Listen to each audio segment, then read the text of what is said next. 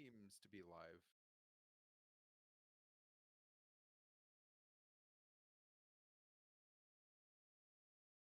Um, are you mute?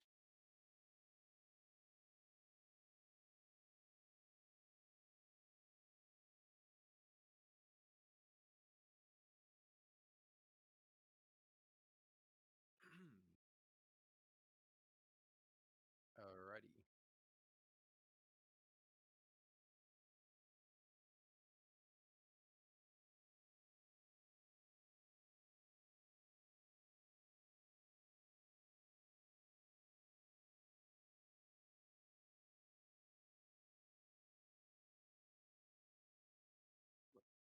Let me just check something really quickly. Keep talking though, just in case. But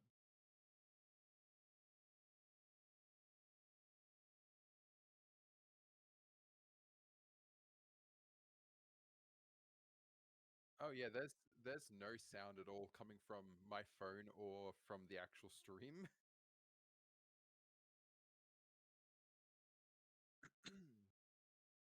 Like I don't think there's desktop audio or microphone. I think I forgot to add my mic into the stream. How about now? Let me see. Hello, hello, hello, hello. Yep, it's just very quiet. Okay. Let me check. Let me check real quick. And I do have the stream up full bore. Because I did forget to actually add my own voice on stream, so I added it, but All I'm not good, all good. really sure if that worked. Let me check real quick my channel here.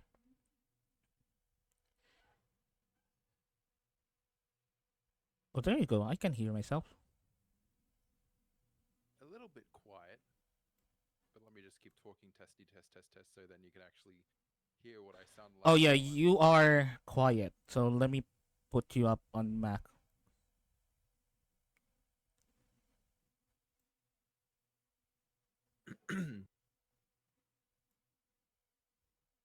Okay, testy test test test. I'll just keep talking just in case. So, you know, Okay, there you test go. test. There you go. I think you are good now. I think you are good now. Okay, sounds good. All right, all right. Sorry about that. So unprofessional. Technical difficulties. Don't worry, don't worry. So anyway, let me do my intro again. Hello, welcome, welcome, welcome, welcome, welcome to the stream. It is I, your armored VTuber, Yushinden. Salaryman by day, armored VTuber, and armored fighter by night, or whenever my work schedule allowed me. And welcome to a rather weirdly timed stream. Because it's super early. Either super early or super like deep into the midnight for some of you. But anyway, welcome to the stream, and this is rather a special stream as well because right now we are with someone, uh, Doc Null. Thank you for having me. All right, so well, what we're gonna be doing today is just chit chat. Uh, Basically, what we're going to do is just talk about like tabletop role playing games such as Dungeons and Dragons and whatnot. Because you see, uh, we are already talking at Discord about so many things, and Hmm. we thought like why would don't why don't we just stream this thing, and here we are. So uh, Mm-hmm. I do apologize in advance if the topics will be all over the place. This is just us talking really random things about tabletop role playing games and even probably some other things depending on the trajectory of whatever tangent that we are we are able to venture off. But primarily, we're gonna be talking about D&D and stuff. Unless you wanted to, wanted you guys wanted to bring up some other things. We can talk about them. So, anyway, how are you? No, how are you? I'm doing pretty good, honestly. Just been working on my own campaign here and there, just the free time that I get. But kind of woke up and immediately was like, I need a stream. Yeah, that is something that I wasn't able to do so far. Just stream. Just stream.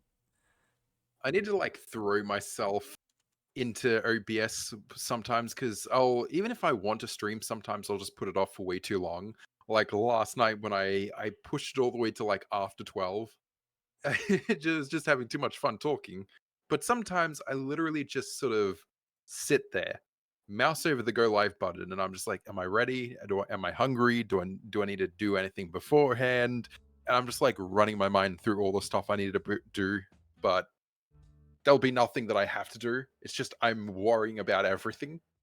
So there's just been times where I need to like throw myself at OBS and be like, no, no, I'm live now. Yeah, I, that's also the case in my end sometimes. But it's more of like in my end, it's more of like, should I stream? What will I do? Hmm. Should Also, I? welcome, Diane. Hey, hello, Diane. Welcome to the stream. Hello, hello, hello. We're just talking about stuff.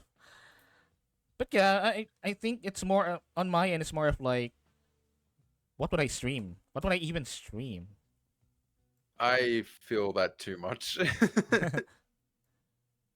That's So why I kind of just said screw it. I'm going to be streaming the Monsters Inc. game because it was a game from my childhood. I know it's not that long, and I can just turn my brain off and relax.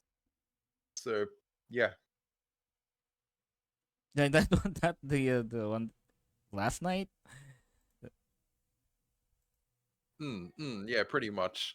It's like I sat there for about a few hours, and I was like, all right, I could play something like I don't know, Persona, not too long. Something maybe I could finish up that other Let's Play that I was doing, but nah, I'm not really in the mood for a shooter. And I was scrolling and I was scrolling, and then I went into my retro games tab that is completely legally owned. Don't worry about it. I was like, oh, Don't worry. Monsters Inc. Don't ask. Don't ask. Just don't ask. I own it. It is fine. Yeah. I I know I will not disclose any proof. Just don't Just worry about it. Don't worry. Just trust me. yeah. It's Finally a found a campaign. Werewolves, Alpha yeah. Werewolves. Oh, Congratulations. Final campaign. Congratulations. Have nice. fun. But anyway, speaking of campaigns, we're just gonna be talking about probably around D&D and tabletop role playing games. I want to actually have it like focus more on tabletop role playing games in general because some people don't know how to play D&D or don't prefer D&D. Although D&D is, I would understandably like the most popular tabletop role playing game in the world. Doesn't mean that a lot of people play. Well, doesn't mean all people play it. So we're gonna be touching upon like just general ideas, It just is general kind things. of funny because before 2020, literally not that many people played it, even though it was like the most popular. Oh yeah, After yeah. 2020, I've been meeting people who just, it's so surprising when they're like, oh yeah, Dungeons and Dragons, I love that. Like, what? Wait, Huh? what? Wait, what? You do? Huh? Yeah, a lot of my friends like was introduced to D&D from Stranger Things. Of all like Hmm. of all the media that they will be introduced to, it's Stranger Things, which is understandable, but it's still I'm still kind of fascinated about the fact that it is Stranger Things that introduced them to Dungeons and Dragons, which is, if you think about it and if you actually watch like the series, it's like 20 to 30% close to what an actual D&D tabletop session looks like. It's 20 to W- 30% welcome, accurate. welcome, Ellen. Hey, hello, Glad to have you. Ellen. Thank you, for dropping by the stream, and welcome. And I do believe you did follow. Actually, you did actually follow. So there you go. Thank you for the follow, and welcome to the stream. You made it.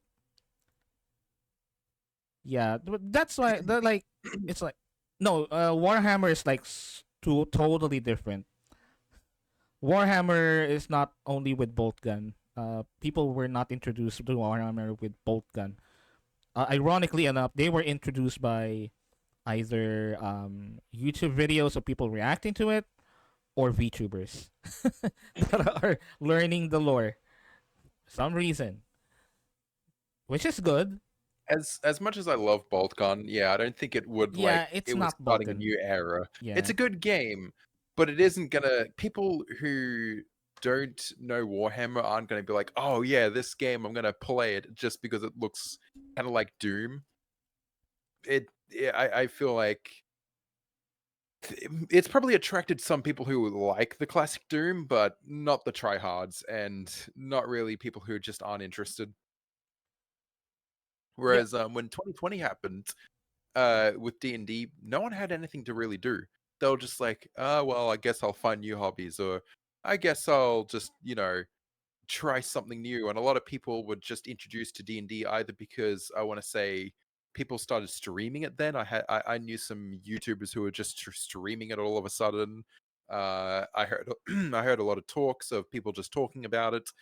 And then eventually I was thrown into probably the worst campaign I could ever be introduced into. Like, But then I was like, "Oh, this is D&D." oh, this is D&D. I don't like it. Oh, this is shit. Just turns out, get a good DM like Ryder. Get a No, good I'm DM not a like good. him. I'm not, Someone I'm not who good. who will at least run it and not get drunk on the day you're supposed to run it. uh, okay, okay. Speaking of that, can you like, if you can elaborate, like your very first D&D experience, which is that like, what is it like? It was okay. One, it was terrifying. It was confusing, just kind of because of how it was handled. Uh, okay. It was Titus who introduced me to it because I was always intrigued, but I had no idea what it was, and I didn't know how to play. And so Titus randomly came into my DMs and was like, "Hey, bro, I found a DM. Do you wanna play D and D?"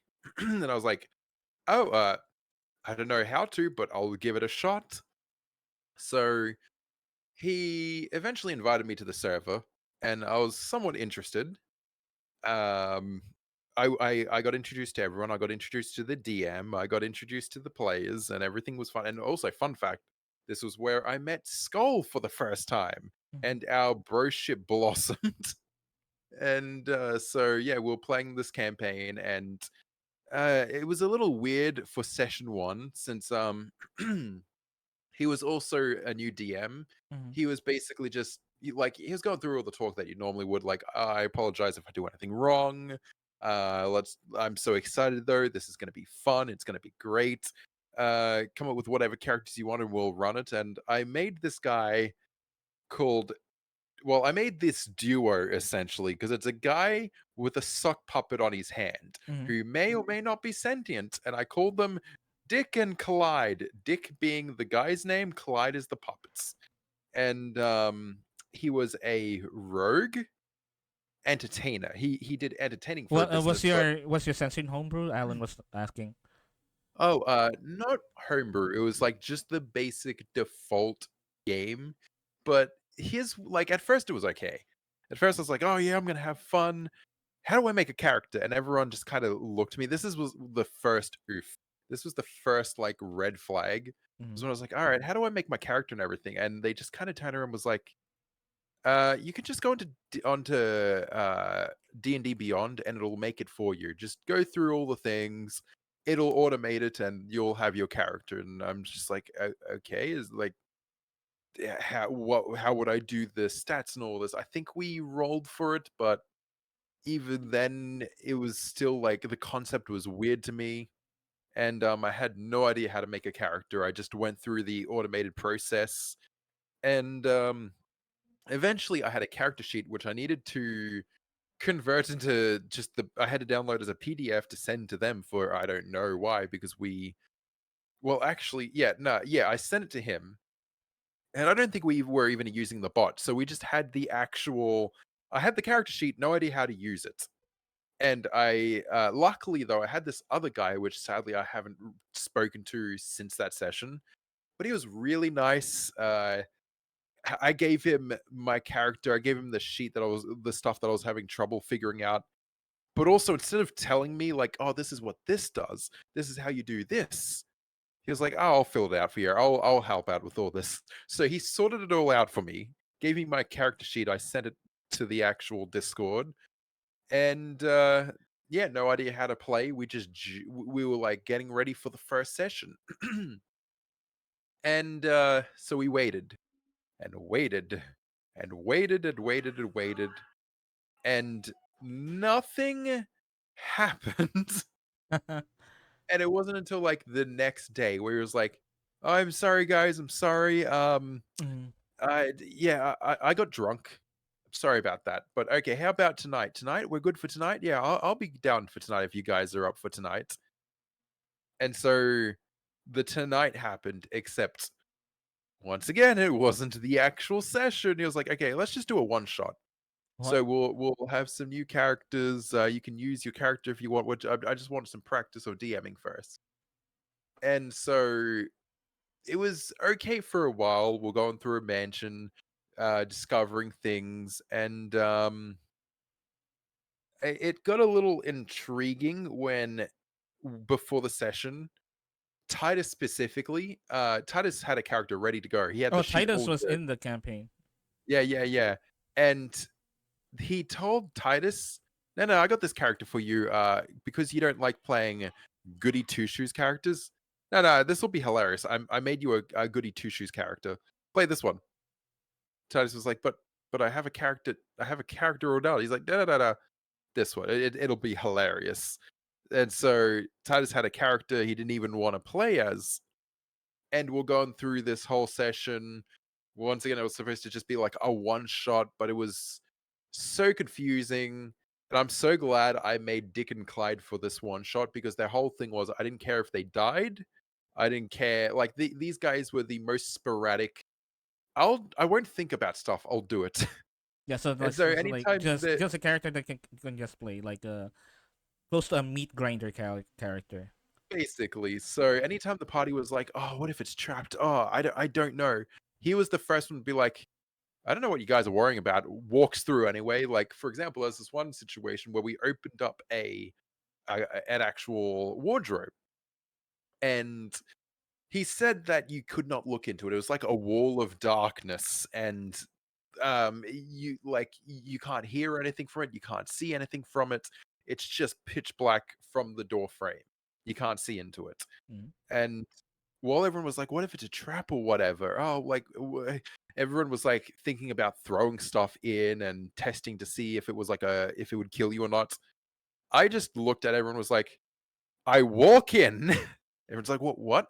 Yeah, I'm gonna walk in. I that's what I want to do. Are you sure about that? Yes, I'm walking in. I Just walk in, strutting in, just strutting. and no, I don't die. They're just like, okay, you walk in, and yeah, you're in now, and it's complete pitch darkness. You can't see anything.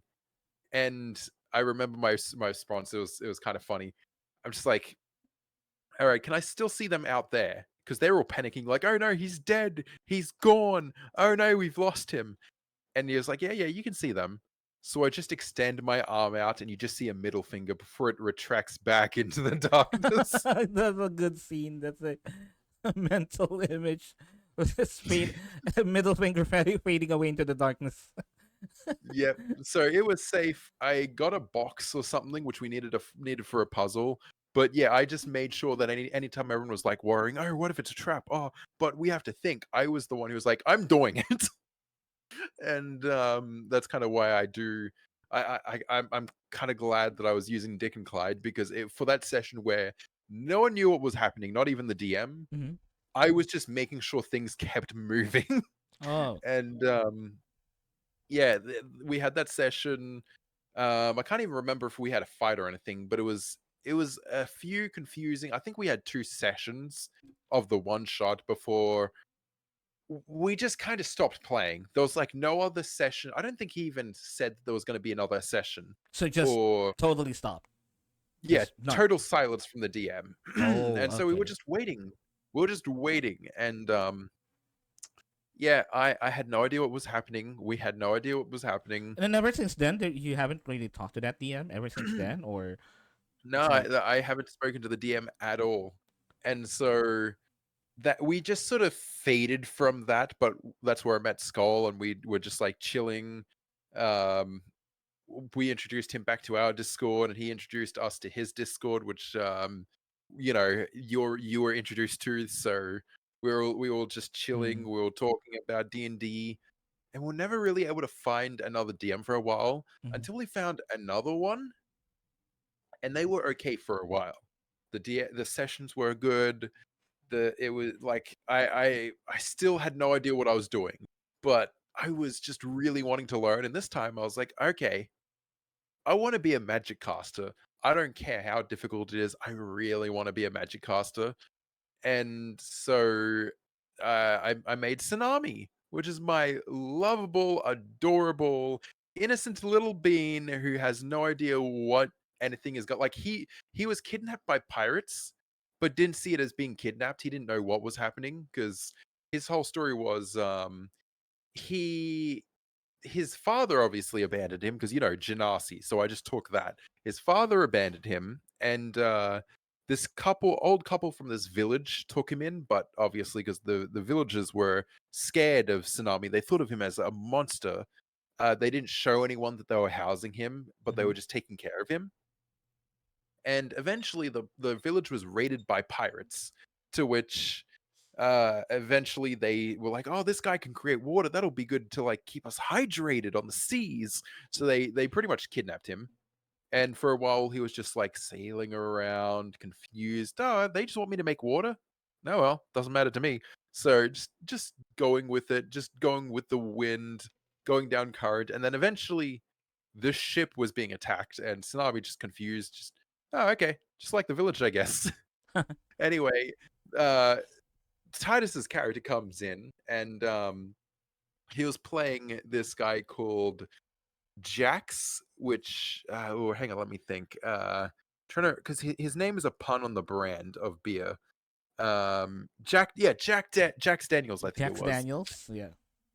And he came in and he sort of, I think his whole thing was he was enslaved at some point or something, and he saw me as a prisoner, so he let me free. He's like, oh yeah, you can go free. And Tsunami turns to him, confused, blank face. What is free? Is that a thing I can eat? No, you're free to go. I don't know what that is, so I'm gonna just stay with you. And so they've stuck together since then, and that was my whole character. And for a while, it was fantastic. They Mm. were really good at world building. They were really good at being in character and talking as the characters. Mm-hmm. However, there was one thing they weren't good at. Mm-hmm. In fact, I'm gonna just say they were really bad at, because there'll be a reason for it, but they didn't know how to run combat. Or Oh. rather, let's say combat would happen, and either they would stop paying attention, Okay. they would instead be writing another story, Mm-hmm. they would be completely blanking out, thinking of other things instead of the actual combat that's happening. Okay. Or if it wasn't that, they were so bad at, like, they didn't I don't think they understood D&D, because at some point they gave us items just from a shop, mind you, and I Okay. think they gave Titus an item that was like +9 to hit or something like that, or +9 to an actual stat. And Titus was Wait, like, plus oh, do you mean nine? like, yeah, and he was like, so do you mean to the actual stat itself, or do you Wait. like not the Plus modifier, nine? right? Not the modifier. And she turned around, oh yeah, the modifier. We're like, what? What? Huh? Plus nine to a modest? What? So That there's was just like a lot more of than things. that is more than a mythic item that Yep, can and that do. that was just being sold at the shop. And that is just in a shop. In a Yep, random shop. Like I would understand that like later on it will be revealed that it is plus nine, story stuff. But if it is already plus nine, it's already sold as a plus nine on a random yeah. shop. That wouldn't make sense. But like, yeah, there was just a lot of things that didn't make sense. It was just kind of funny, because thanks to that he was able to hit a lot of his stuff. And she was like, how can you hit everything? And he was like, I wonder why. Uh, Eh, No shit. and so No yeah, shit, they can hit anything. It's fucking +9. so yeah, kind of this campaign was a little weird, but the story Mm. was fantastic. The characters were At fantastic. least it's like way better than the first one, right? At Yeah, least but because. it got a little iffy after we beat the big bad and we're celebrating and we did Mm. what we were wanting to do. Mm-hmm. And then afterwards, for the next session, she told us that she was resetting the campaign. Why? And we're like, well, what? We just had character development and stuff. And Yeah, no, why? no, okay, guys, you can keep all the experience, all the items, all the stuff, but I just want to reset to try to redo the story. And I'm like, Huh? uh, Huh? What? Why don't okay. you just run a new campaign with new characters and just do whatever you want in the story from there? Huh? So we did that. And I think it was because we did have another DM at the time he was really fun. Sunseer. He was Oh, son. making a more gritty campaign. And it was fantastic because it was more of a survival open world. The world has ended sort of like Fallout, but it was just a little more grimdark. I And think that was the one that was. I think you guys told me about that one. Like you thought of like radioactive creatures and whatnot. I kind of remember that. I kind of remember Titus telling me about that campaign. You fought like a so yeah, titan, like. basically, yeah.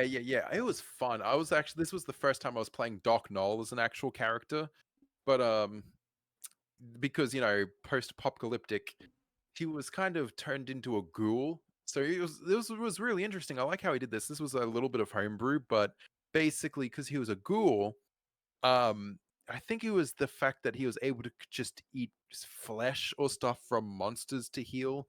So, and I was being more of a healer, even though I was kind of a cleric. I'm pretty sure, but a cleric rogue. I cross-classed, and I would be healing other people while not really worrying to heal myself, and it was fantastic. It was nice, Mhm, but I think because we were playing a more darker, gritty world, mhm.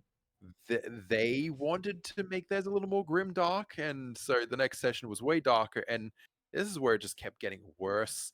They introduced someone who was going to co-DM, which I not unheard of. Okay. Two DMs, not bad. We'll see how this goes. And then we realized that they were also playing a character, and it started off we're in an inn, and they were telling us that we needed to go somewhere, or at least we like one of the tavern keepers told us that the person in the middle of the room needed help, and we should go ask him for help. But here's the thing: we went up to them, to the player character being played by a co-DM, and get this, they didn't want their character to talk. They were going for the edgy silent type, Oh, but he was that supposed to tell us where to that go. character. And so we were asking like, "Oh, is there anything anywhere you want us to go? What do you want us to do?" And they were just silent, not saying anything until a piece of paper fell out of their pocket thanks to the other DM who wanted to just move the story on. And we read it, and there was like a location that we were supposed to go to, and we're like, "Hey, so do you know where this is? We'll help you. We'll sort it all out." I mean, at this point, we don't know what we're sorting out, but there's a location here, and we can help you. And without saying anything, they just walked forward, and we had to follow. And so we were following the silent protagonist, and we he took us to a place that had a lot of like dogs that were mutated and very not well. Mhm. And in that session, that was the session where Doc Knoll, after being reset, basically was put into a coma. And so they were like, "All right, so you're going to be in a coma now, and so sorry, but for the next two sessions, we're probably gonna you're gonna have to probably sit on the sidelines, or you don't even have to like play for the next sessions, but you're kind of just in a coma for now until we can figure out what to do." And I was like, Okay. "Oh, All right. okay." Okay. So then I just because I wasn't a part of the sessions anymore, I just stopped playing. Mhm. And then next minute, drama happened between both of the DMs. There was just a Oh, lot of drama. Then that the is main not DM good. left. Like I'm pretty sure the co-DM was literally just really toxic too, trying to like tell her that we as the players were the problem and not her. What? Even though, we were just trying to be helpful and saying, oh, can we just like you? I think I told her one time, you're really good. We love your storytelling. We love your world, but the only advice I can give you is please can you focus on combat? That's all we're asking. Mhm. Everything is good, but just the combat. That needs I to think you not need to work on even. that. I think not even totally focused, but like just work on it. Just like work on it a Oh yeah, little bit. no, that's literally what I said. I literally tried to be as kind as possible. I Yeah. said you're fantastic world building, you're fantastic at characters, you're fantastic at everything. But please, can you focus a little bit better on the combat? That's the only thing you're lacking in. Mhm. But I feel like you have what it takes to be a fantastic DM. And they were so insulted by that. Oh. They said, "All right, no, I just give up now. I'm Ooh. not DMing ever again. I'm done." And then they just left. Oh. And the Okay. other DM was like, "Yeah, don't worry. The players are the problems. You're fantastic. How Oh. dare you What? guys?" Yep, he was telling her that, "Oh yeah, the players are the problems. Don't worry about them." Hmm. And I smell like then, I smell something else in here. I smell something else in that. hmm and so eventually the whole thing was just broken up. The me And versus at that them, point, it was like, which you'll never do. The me versus them mentality of being a DM, even as a player. Really. Well, hmm, in some cases, it's okay for the player to go against the DM in terms of like uh not really conflict, but things that would spice up the role play. Like for example, the player characters are going up against the NPCs that the DM dish out, right?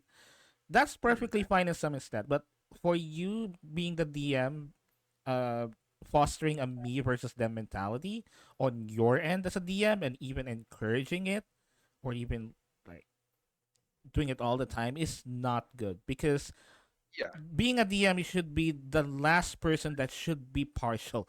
You should be the most impartial out of everyone in the table. Being the DM, yeah, you should be the most impartial.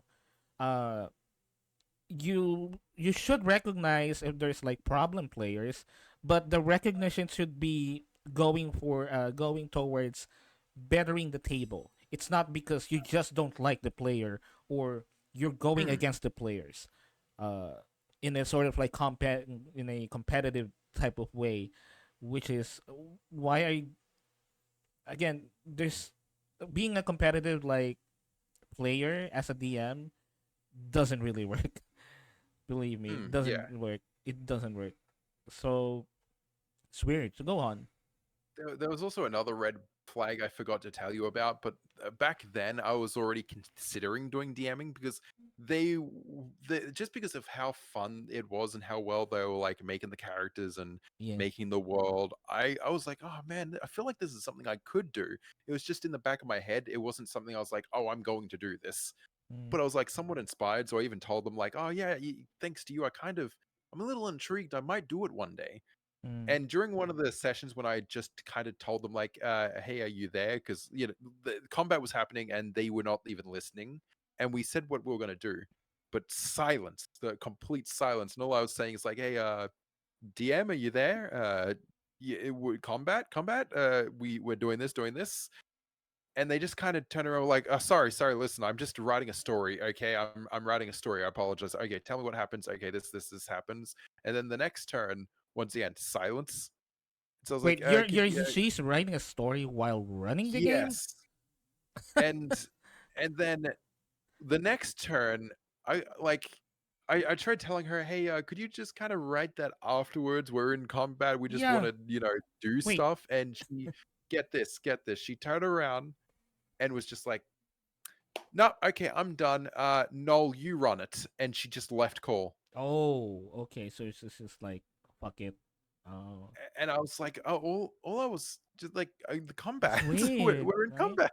And so she got her friend who was a player character to instead like she left and Mm, he had to continue on the fight because at least he knows how to DM. So It's he just had to weird, quickly come up right? with his own health and stuff. Like I almost see like that mental. I almost see like that mentality that that whoever that DM is thinks that she can just quit halfway, which you can. But the whole mentality about it of like, I quit, I don't want this anymore. It's like, Hmm. dude, you're the DM. If you're the player, that's perfectly fine. You can go ahead and quit midway. Just don't worry, no worries about that. But when you're the DM and you quit midway, it's either there's a Yeah. huge problem in the table, which I don't think there is. Yeah. I think the DM was the problem, or they think that whatever this is, the DM, the tabletop role playing session, is just them playing a game, and they can just quit whatever they want, like drop out of the lobby or whatever. Because Yeah. again, for me, being a DM is like, and I would sound like this would sound cheesy, but you're being in the service, you're being in the soul of the servitude to your players, right? You are being, Hmm. you're more of being a servant to your players more than playing with them. You're serving your players, right? You're serving your players with a good time, with a good game. And you quitting on the middle of that just goes to show that you're more concerned of yourself, making yourself having fun than with your players having fun. And that's also, I think that's something that I talked about like last time, that as a DM, your fun should be the fun of your players, because when your players are having fun, that means whatever you did, the blood, sweat, and tears that you put in on prepping everything, writing everything, making sure everything is Hmm. working fine, the tabletop is connected, the tokens are there, the maps are already done, everything that you work on for like 2 to 3 weeks of just painstakingly planning, creating, everything was worth it because your players love it. And Hmm. that's what your fun is supposed to be. When you do that, when you quit halfway like they did, it just goes to show that whatever they did, it doesn't matter to them. It's just Hmm. them doing stuff, and they don't even consider like how would my players actually be get fun out of what I did. And it probably also shows that she didn't even bother um doing stuff Yeah. because it's not important to her. Because for me, whenever I'm doing prepping, it's always important to me that I do prep because whatever I'm doing is important. I Hmm. put so much importance on whatever I'm prepping because I wanted my players to have fun with this. And my players have fun with this, that means I did my job great. I did my job good. Everything that I worked for is worth it. You know? I think it does get better from here though, because for a while I figured, all right, I'm never gonna really be able to DM. I Mhm. mean, not DM. Well, not even DM. I'm never gonna really be able to get into D&D because finding a DM that's actually competent, it was just too difficult. Competent. And so like we had Sun, but eventually he took a break from his world, and Mhm. um it was around then that I was like, "Ah, I'm not really going to be able to find anyone that'll run it and be competent, maybe other than Sun, but he's got stuff happening." Mhm. And so after a while, uh that was basically it, and I never kind of there was a while where I just never really was able to learn the whole game fully, just Mhm. because one, I never really got the opportunity to go, oh, how do I do this, or what's this? So I was confused in most of those games, but also the DM just didn't really want to run it, or I just didn't really want to sound stupid. Yeah. So I didn't learn a lot. I ran a few games, and oh, Ryder, your character's gone. Yeah. Oh Yeah, no, no, no, no. there they are. I just refresh myself. All good, My all my good, all helmet good. my helmet is not working for some reason, so I just restarted my helmet.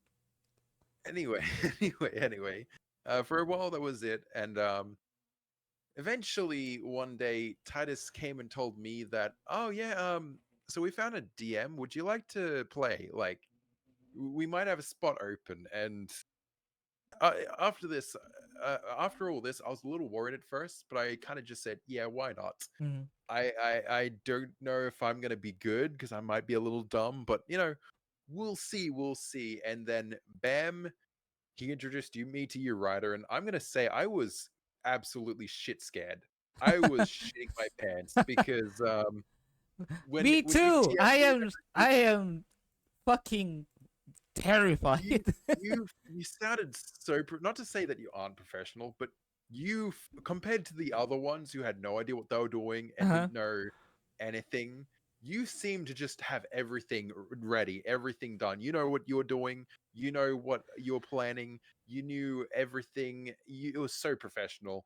And like, so if you probably go back to our first texts, I was talking to you as if you were my superior Oh my god. because I was trying to be as Oh, maybe professional as that's you're why being professional. I was like, okay, honestly, back then I was like, okay, you don't have to be too polite, but I don't want to say it because I don't want to like make it awkward. I was, Mm-mm. but I was But I thinking, was I was like like, so worried I'm too polite. about No, being no, don't be too polite. informal. Don't be too polite. I I can't. was so worried. And then when the session happened, when like session 0 happened, and you were introducing me to like the world and the characters and all that, Yeah. I was like, oh my god, this guy's just a guy. It's awesome. He's so chill. Yeah, but my whole secret is I'm always terrified. Even session 0, I'm very terrified. I just don't want to show it. I guess that's the reason why I sound so professional, air quotes. It's because I always wanted to put my best foot forward as much as I Mm, can. It's basically like the faking it till you make it scenario, and it's not because I'm faking like what I feel. It's just me faking out like my mm, presentation. I fake it. I fake my severe insecurity and social anxiety behind professionalism. So because that's what I can do. I can be professional because I work in a corporate world, and you need to mm, learn that. Like that's the a surefire way to calm your nerves is to make sure that you do everything at least professionally, because that kind of puts you into a mind of focus. You can yeah. focus on professional things like making sure that your presentation is good, making sure that you're speaking loudly and clearly, making sure you're be able to be open to questions and answer questions as best as you can, something like Yep. that. It's actually really simple if you think about it. It's just that uh, it's my way of calming my nerves when it Mm, comes to talking with new people, especially people that are overseas, like you guys, because this was my first time when I run the session with Titus and all. This was my first time running a session with foreigners, and I was like, oh yeah. no, this is okay. I'm shitting my pants right now with session 0. With that session 0, the one that I made with Titus and the rest. This is like Yeah. separate from yours and Son. I was Hmm. scared shitless because it's. I don't mind Titus. He's like Filipino, like I am. So fuck him. Yeah. uh, uh, but the rest are like Australian and an American, and us Filipinos have this like I don't know colonial mentality about foreigners, which I do in some Mm, extent because culture.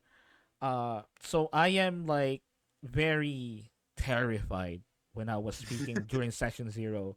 This is my first mm, time handling a group that I don't know, and the first time that I'm handling a group of like with people from another country. So mm. I'm just making sure everything, but making sure everything should be good, everything should be working smoothly, blah blah blah. But yeah, I think that's also kind of a way that you can do whenever you're running sessions here and you wanted to put your best foot forward always, but not Mm. so much as to like pressure yourself. I just wanted to make sure that you'll be able to at least present your campaign and your world and your lore in a way that they can understand, because I have also this problem of information bloat. I talk too much, talk so much. I kind of like reeled it in, but I talk so much and go under these like tirades of stuff that I made, stuff that I'm working on, blah blah blah, and I'm also so afraid of that happening, which does happen. So that's why I put my professional mode. That's why I Hmm. look professional, but I'm not. Well, I'm still so grateful because playing your session, it kind of actually that's what pushed me to go, all right, I want a DM now. Because you Mm, just made it seem not only the world seem actually fully fleshed out and fun, but it just seemed so enjoyable and like not panic inducing at all. And so I was like, all right, you know what? I feel like I could probably give this a go. And yeah, I was really enjoying your campaign, and I felt like I'm anytime glad. I was I'm glad. confused about something, I felt like I wasn't stupid by saying, okay, so what is a bonus action? I didn't feel stupid for that because I never really had to kind of I actually worry about. also, that's the Hmm? thing though. I actually had that, like, I actually witnessed that kind of situation with even like very famous DMs. Like there Hmm. were players that are so afraid of asking the DM because they were so terrified that they will be, you know, thought that they will be stupid for asking. Yeah. Uh there is this one DM that I used to admire before. I think Titus knows him. I Titus knows him. I don't want to say the name because I don't want to uh, give him more attention. But there's this one DM. He's a very very famous DM, and he like skyrocketed in popularity, to the point Hmm. that he was running games with like celebrities. And Yeah. then 20 plus women exposed him as a creep, so he was canceled Yeah, I know who basically. you're talking about. Oh, you know what I'm talking about, but I'm not gonna say his name. I'm not gonna say his name. Yeah, yeah. Uh, the one that the I'm gonna call him the enemy. That's he calls his villains. But anyway, yeah, I used to look up to this DM that because he was so cool. His world is so cool and all of those things. But when that happened, that incident happened, all of a sudden his players would like tell stories about how they were so afraid of asking him questions because they always feel, because of the way that he speaks most of the time, which is Yeah. quite authoritative, right? If you notice, he's quite authoritative on almost everything that he say, almost everything. There were some times that he would like be shy or he would be, a little bit humble.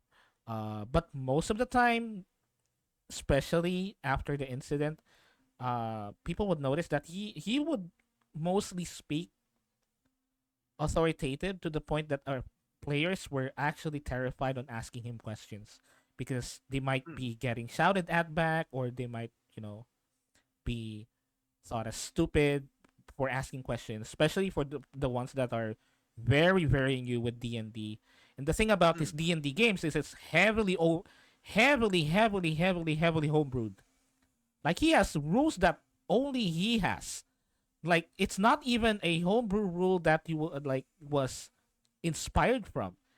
Only he has those rules. That was like Hmm. how heavily homebrewed his D&D games are. Uh so I think it's also great if you as a DM would be able to like uh to assure your players that you can approach them. A DM can be approached at any time.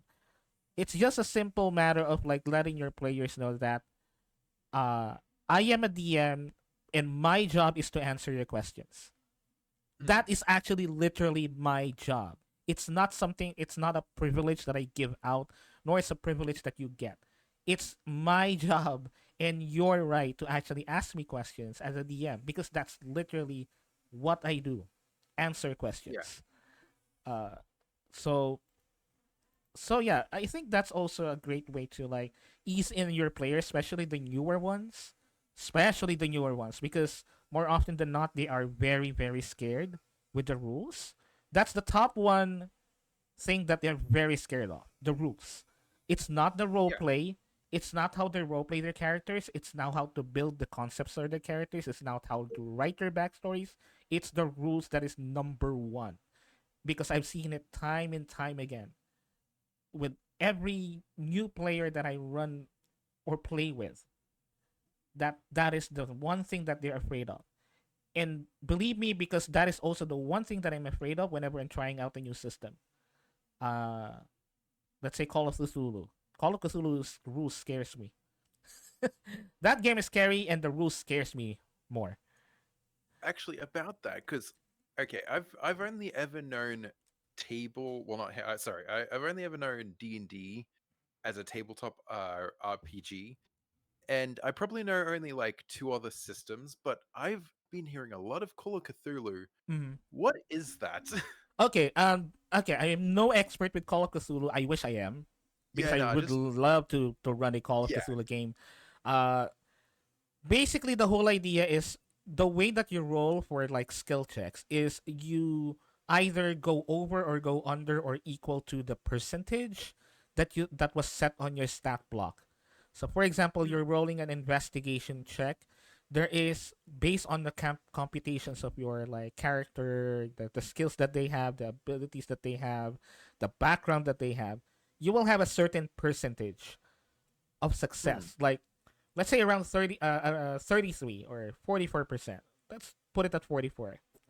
If you roll, you need to roll equal or higher to that 44% by rolling a D100. Or that's how I understood it.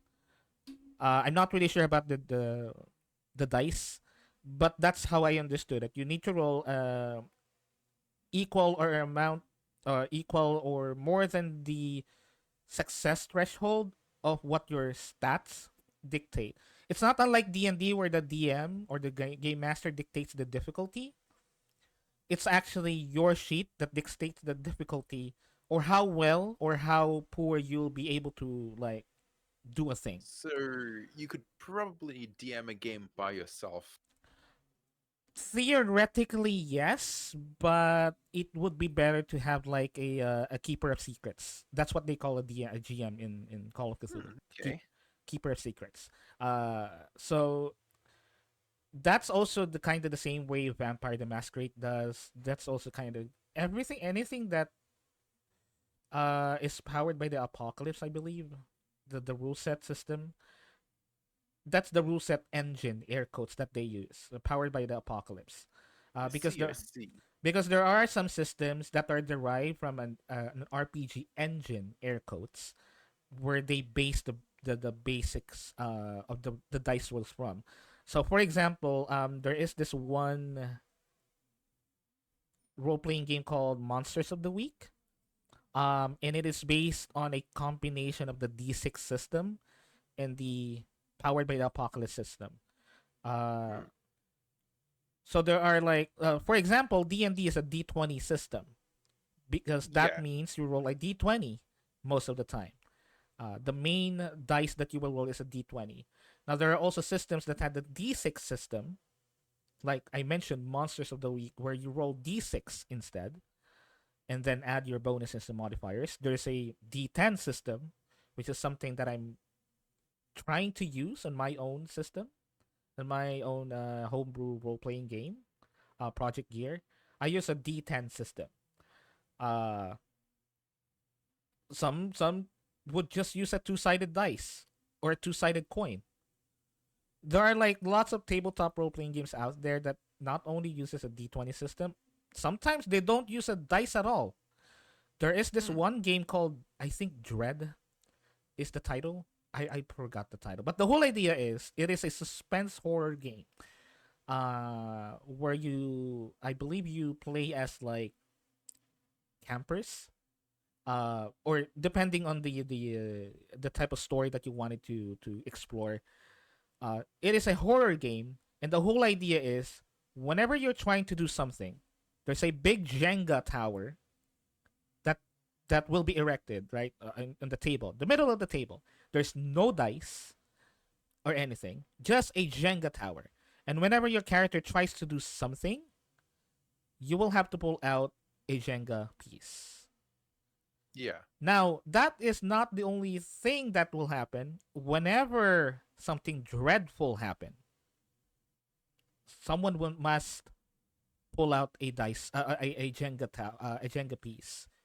Now, if the Jenga falls, a lot of shit will happen.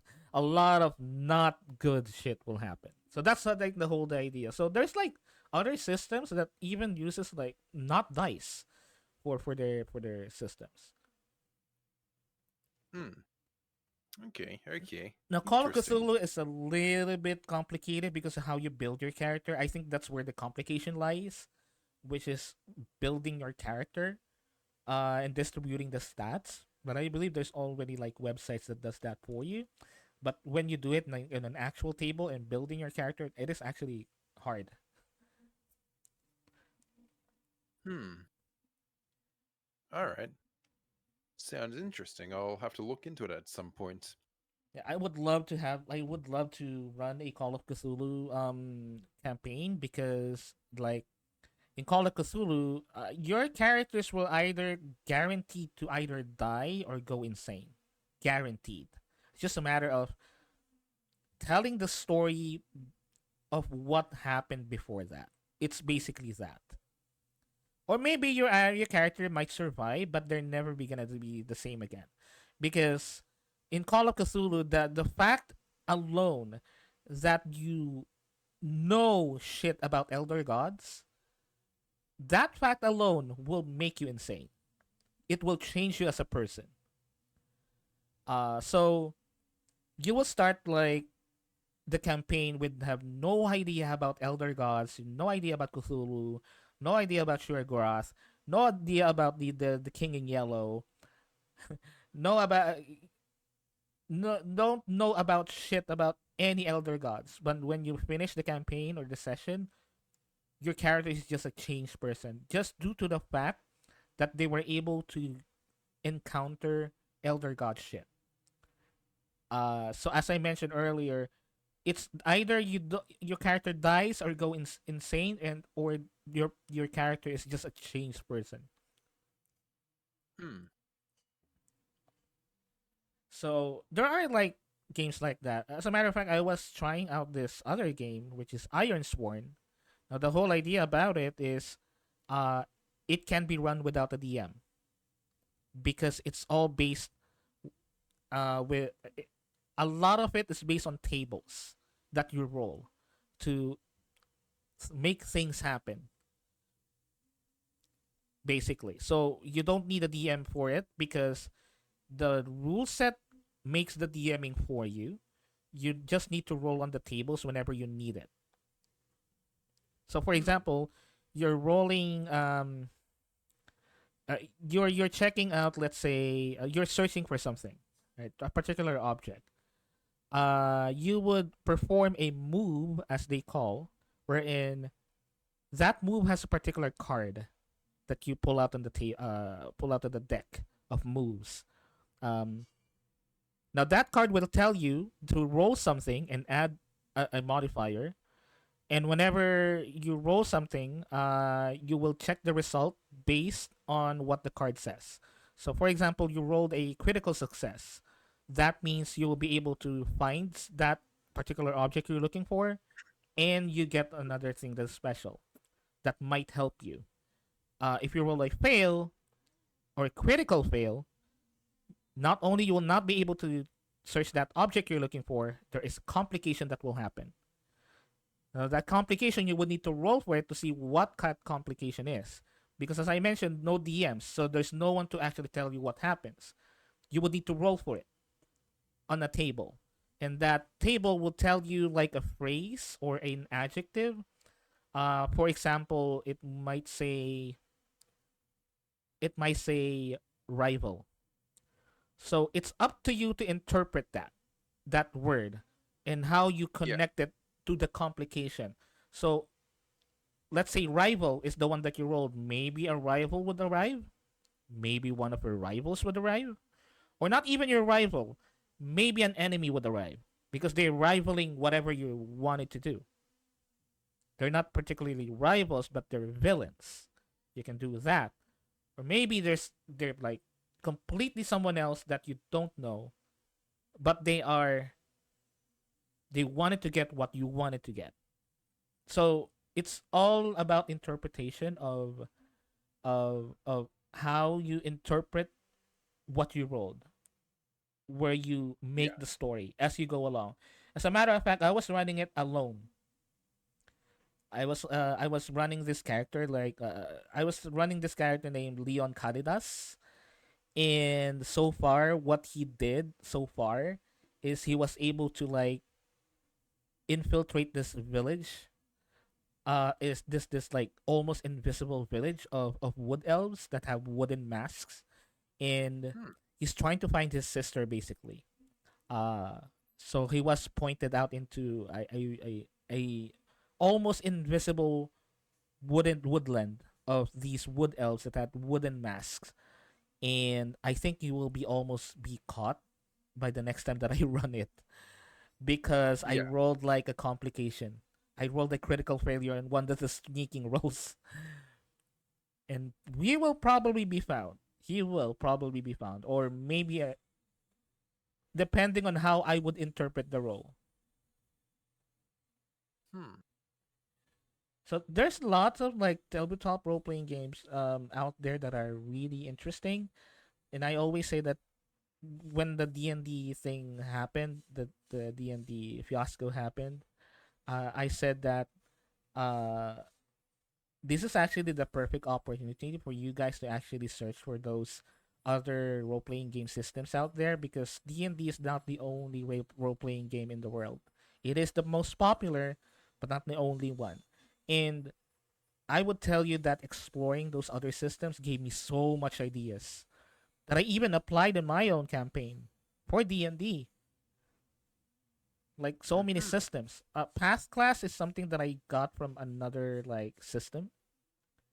I uh there's the I forgot the name of the system, but it's basically a zombie apocalypse setting. But the whole idea about it is it gives you the option to create a character that is based on you in real life. It's called the Gestalt system.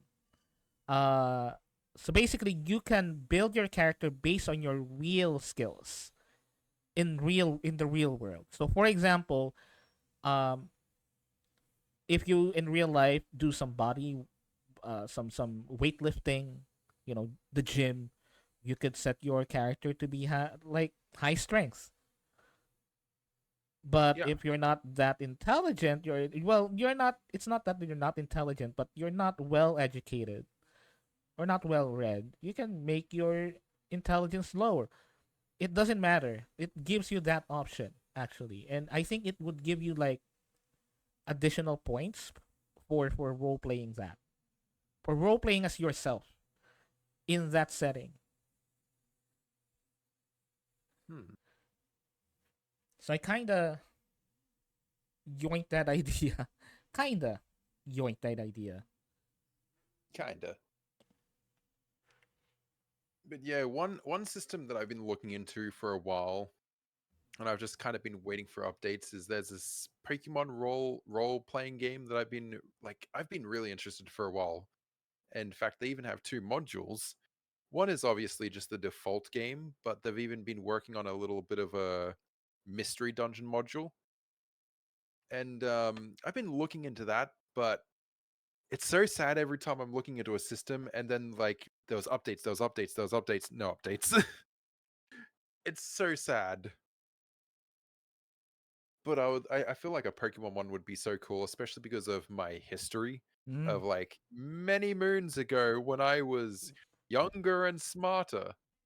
I used to hack Pokemon ROMs back in the years ago, and so it's been a thing that I've been wanting to do, but D&D was like the first one that I actually found and was actually really good at. And so I thought, yeah, screw it. D&D will be at least the first stepping stone. There's probably way easier systems out there, but I feel like because D&D, there's so many resources, there's more people playing it. I thought, yeah, DMing for this would just be the right choice. Yeah,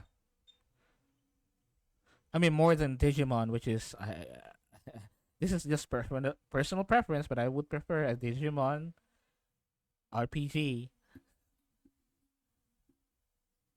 Hmm. And oh yeah, Diane, I know I have actually been looking into the modules and all that for it. Well, I've been looking into the Pokeroll one, but there's so many Pokemon ones. But yeah, as for Digimon, I've been wanting to get into that.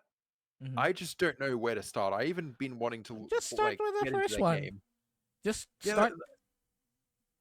I've been so intrigued, but every time Oh, I look at games. Oh, games. You yeah don't. the games, I really want to I like mean, get in because if I've there's a never way, if there's a way to get like the digivices, you can start with that.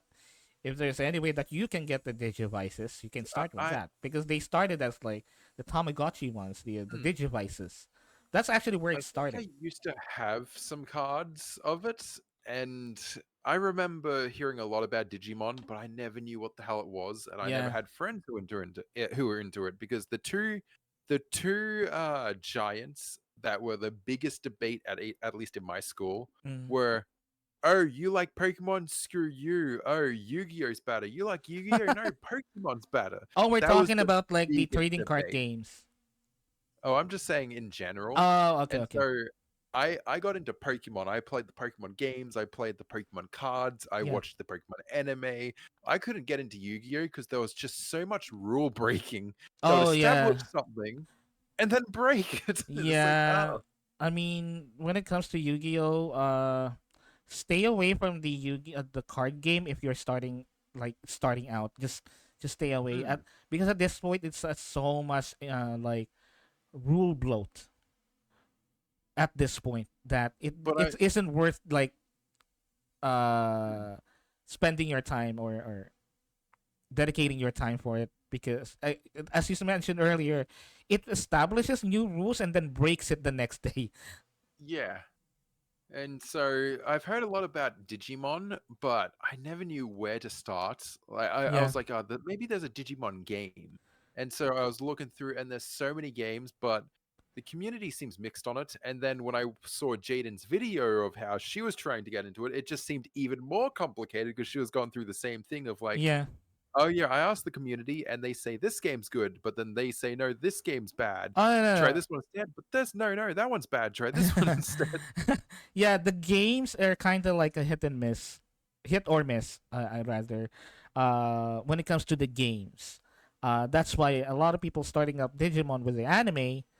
But as I mentioned, if you can get the Digivices, you literally start. You can start with that, because that's what where Digimon started. The Digivices, like the Tamagotchi, where you it's basically Tamagotchi where you raise a Digimon from. That's why in Digimon there are like forms that evolve, because you start out with like a small creature and then you digivolve it into a bigger creature and a bigger creature, going up the levels of like champion, legendary. What's Uh, the difference between Digimon and Pokemon? They seem to just both have evolution and battles. okay, Digimon, for the lack of a better, okay, just a simplest explanation between Digimon and Pokemon. Digimon Yeah. are basically programs. They're not real. Hmm. They're sentient programs. Uh, Like that Mega Man. are, yeah, like Mega Man. They're basically that sentient programs that are living in the digi world. And in the anime, if you are digi destined, Do you uh, mean like AI though? Because yeah, kinda. yeah. It was like when AI was like more prolific, it became that. But yeah, it can be compared to AI. They can be compared to AI. Uh but there are Digimon that are not that intelligent. There are Digimon that are super intelligent. Uh it's kind of like Pokemon, but that's the main difference between Pokemon and a Digimon. A Digimon is literally a program, a sentient program. Uh, Hmm. and when you are digidestined, like a child that is digidestined, you are able to jump in between the real world and the digi world. Now, the digi world, the main issue about the digi world and what's happening in it is there are some people and Digimon that are trying to encroach into reality by invading, by first invading computers and digital devices, and eventually they're able to step into the real world, which is, I think, that was explored in one of the movies. Literally, that's what happened in one of the movies. So the Digidestins are trying to stop that. Now, the main difference about Digimon and Pokemon is in Digimon, it has a much more, I would say that it has a much more deeper story in terms of like character development. I mean, that's pretty Because, easy to do. Pokemon is barely a story. yeah, Pokemon, like, the story is like Just varies between entries, but Digimon has this like overarching story that hmm, you would seem it is like you would it would seem that each Digimon series is different, but there's an overarching story all over it, which is just the Digiworld encroaching into reality, and some entities are trying to speed up that, and hmm, Digidestined's trying to stop that. It's just that in every series, there's a new Digidestined and a Digimon that is Digimon partner for the Digidestined, and it came to a point wherein the Digimon got so advanced that there are Digimon that can literally control reality, like Omnimon. Omnimon is like the most powerful Digimon because he can literally control reality itself. hmm. That point that it Omnimon is basically has the power to create realities, which happened, I believe, at the tail end of like the anime series. Because right now, what is the current story that is running right now is all about like side stories like Digisleuth, Digimon Seekers, that they are like completely alternate universes. Hmm. Digisleuth is like a detective story of some sort.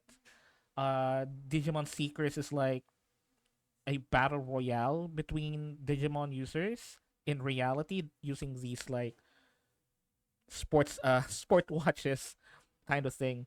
Uh so yeah, Digimon has like this overarching story, unlike Pokemon that has separate stories each season. Although there are same Well, recurring characters like exactly. Ash. It's weird. So the thing about Pokemon is, I don't really believe it has a story. I believe it has a checklist. Yeah. Because every time, as someone who's been watching them since I was a kid, what happens is Ash always sets out to try to beat one of the league champions.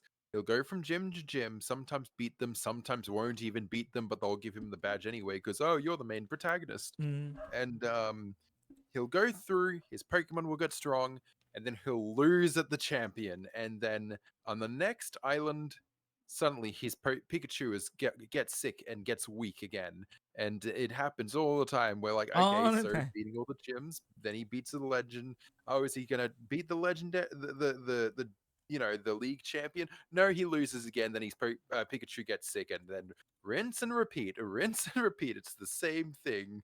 Just okay, gym the leader, fail, retry, and it wasn't until like the very last one where he finally won his first league, and then he's like, "I'm retiring. Mm.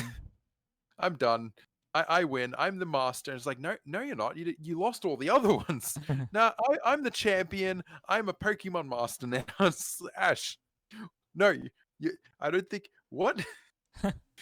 So I think Pokemon, the company themselves, are just done with his story because even they don't know what to do since it's so flippy floppy and weird. Mm. Because there's even been points in the story where they just retcon his age and make him back to like age 10, and he hasn't, well, not even retcon, he's just never aged. But they've gone to the point where they will retcon some of the other regions, but then say no, it happened anyway. So I feel like they've just done, and now they're trying to move on to this other protagonist. Mm. But I don't even know if there's a story there either. I've been a little worried about even getting into it because I just personally don't have anything to be invested for in the anime anymore. I Mm. used to be invested because I loved playing Pokemon games, but now I think the last game I ever thoroughly enjoyed from start to finish was Pokemon, and I will defend this game to the fucking very edge. But Pokemon Ultra Sun, yeah, I think it was Ultra Sun, and that's just because. it was genuinely a fun game, and there's this misconception that it's easy. It's the normal version that's easy. They have two versions. The baby version, if you want someone to hold your hand and it just be, an easy experience. But if you want something difficult, something somewhat challenging, and something that won't hold your hand, plus a little something for Mm-hmm. OGs like me, Mm-hmm. you play through the game, and there's going to be challenge after challenge after challenge. And for OGs, as a thank you for like beating the game, there's a Mm-hmm. little bit of a bonus at the end to like throw you back into, like, give you a blast from the past. There's a cool thing that happens, and all I'm gonna say is you meet some friendly faces that you probably fought many years ago and just Mm-hmm. thought, all right, they're essentially done. They're probably dead or something. Who knows? But after Ultra Sun and then Sword and Shield came out, I had it and then I couldn't even beat it. It wasn't hard. I was just so bored. And I was playing with the internet. I had Wi-Fi. I was like, I was able to talk to all the other people. It was genuinely so boring. There was nothing, like, even with the new system of whatever it's called, the Gigamax or whatever, it just made it so boring. Yeah, There they was just go nothing big. interesting. Okay. You But see, Mega Revolution was way better because it had a reason and it had a rhyme, and yeah, I can't believe I hated it first. yeah. Okay, okay. Let me just show you how Omnimon looks like, and this is Yeah. why I was obsessed with Digimon more. Look at this motherfucker. Just look at the stream. This is Omnimon. It's basically, I believe, like a fusion of five Digimons, five or Oh four. wow. This is Omnimon, and this motherfucker can erase and recreate reality. But this is, I believe, it's not even the strongest. I think it's Alphamon that is the strongest. But He's this got is big feet. this is like normal in the Digimon world. This is how What? they evolve. They fuse sometimes. They digivolve and fuse. They fuse and I like the digivolve. dragon head. Oh, I believe I have a picture here of Alphamon, which is more badass. Just give me one moment here. So let me just save this one really, really quick. Now, this is what Alphamon looks like. Can I just say though, more things need capes. Capes make so much stuff look badass, This and motherfucker is stronger than that one. Stronger I'm than so sad capes went out of style. yeah. I don't know, man. I don't know. If you're like a knight like, have a knight like motif, it's either you need a scarf and or a cape, or Oh, both, scarf, yeah. if possible. But this is Alphamon. Look at this motherfucker and compare me with the strongest. Compare this to the strongest Pokemon that you know of. Not that I'm dissing Pokemon, right? No, But this I'm is genuinely trying to think. Give me a second. this is What's what his drawn. whole Hmm? like? What's his power? What is his abilities? What Okay, can he do? Is it just hit big? it's not even hit big. Okay, so as I mentioned earlier, the guy that I shown earlier is Omnimon, right? Hmm. He can erase and recreate reality at a whim. That's his whole thing. That this guy is stronger than him because this guy can split reality, erase the other one, and then just leave the other one, either leave the other one or recreate another and then split it again. Hmm. Like it's one thing that you can erase and recreate reality. It's another thing that you can also split them. No, And I don't think we have anything like that in Pokemon. yeah, I believe that this guy made Omnimon escape from what I remember. I haven't really got into watching the guy this guy that much. Hmm. So yeah, this is like I believe he's on Cyber Sleuth. Uh, but yeah, this is, I believe that's the strongest one currently, because the power levels in Digimon are all over the place, like Dragon Ball sometimes. So you kind of it's kind of all over the place. Hmm. But Power creep. yeah, power cream. But basically, if you talk about Digimon, this is what they look like at their maximum form.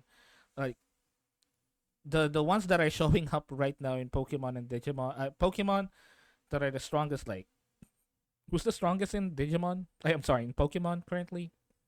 Like the gods, right? That's the funniest thing. I can't even really Arceus, think of a god that can split reality. Like Arceus can Arce, create yeah, create a but create light forms. I think, right? it like in terms of power, yeah, it can unmake the world, but it's basically just God. That's it. Yeah. There's like the only thing I could probably compare it to maybe in power, but once again, it's only strong because of what it is how do you pronounce this goddamn thing? Yavito, Yavito. I don't know. It's freaking weird, and that's only because it says when it dies, Mhm. it destroys the whole world. It takes the world with it. It's the ender of worlds. But other than that, no, I don't think there's really a such thing as the Oh, strongest Pokemon. okay. Okay, I read a little bit something about Alphamon. So he possesses an ability wherein he can replay the elapsed battle. And he attacks so fast that you can't even grasp how many attacks it did. You can only see the final blow. That's how fast it is.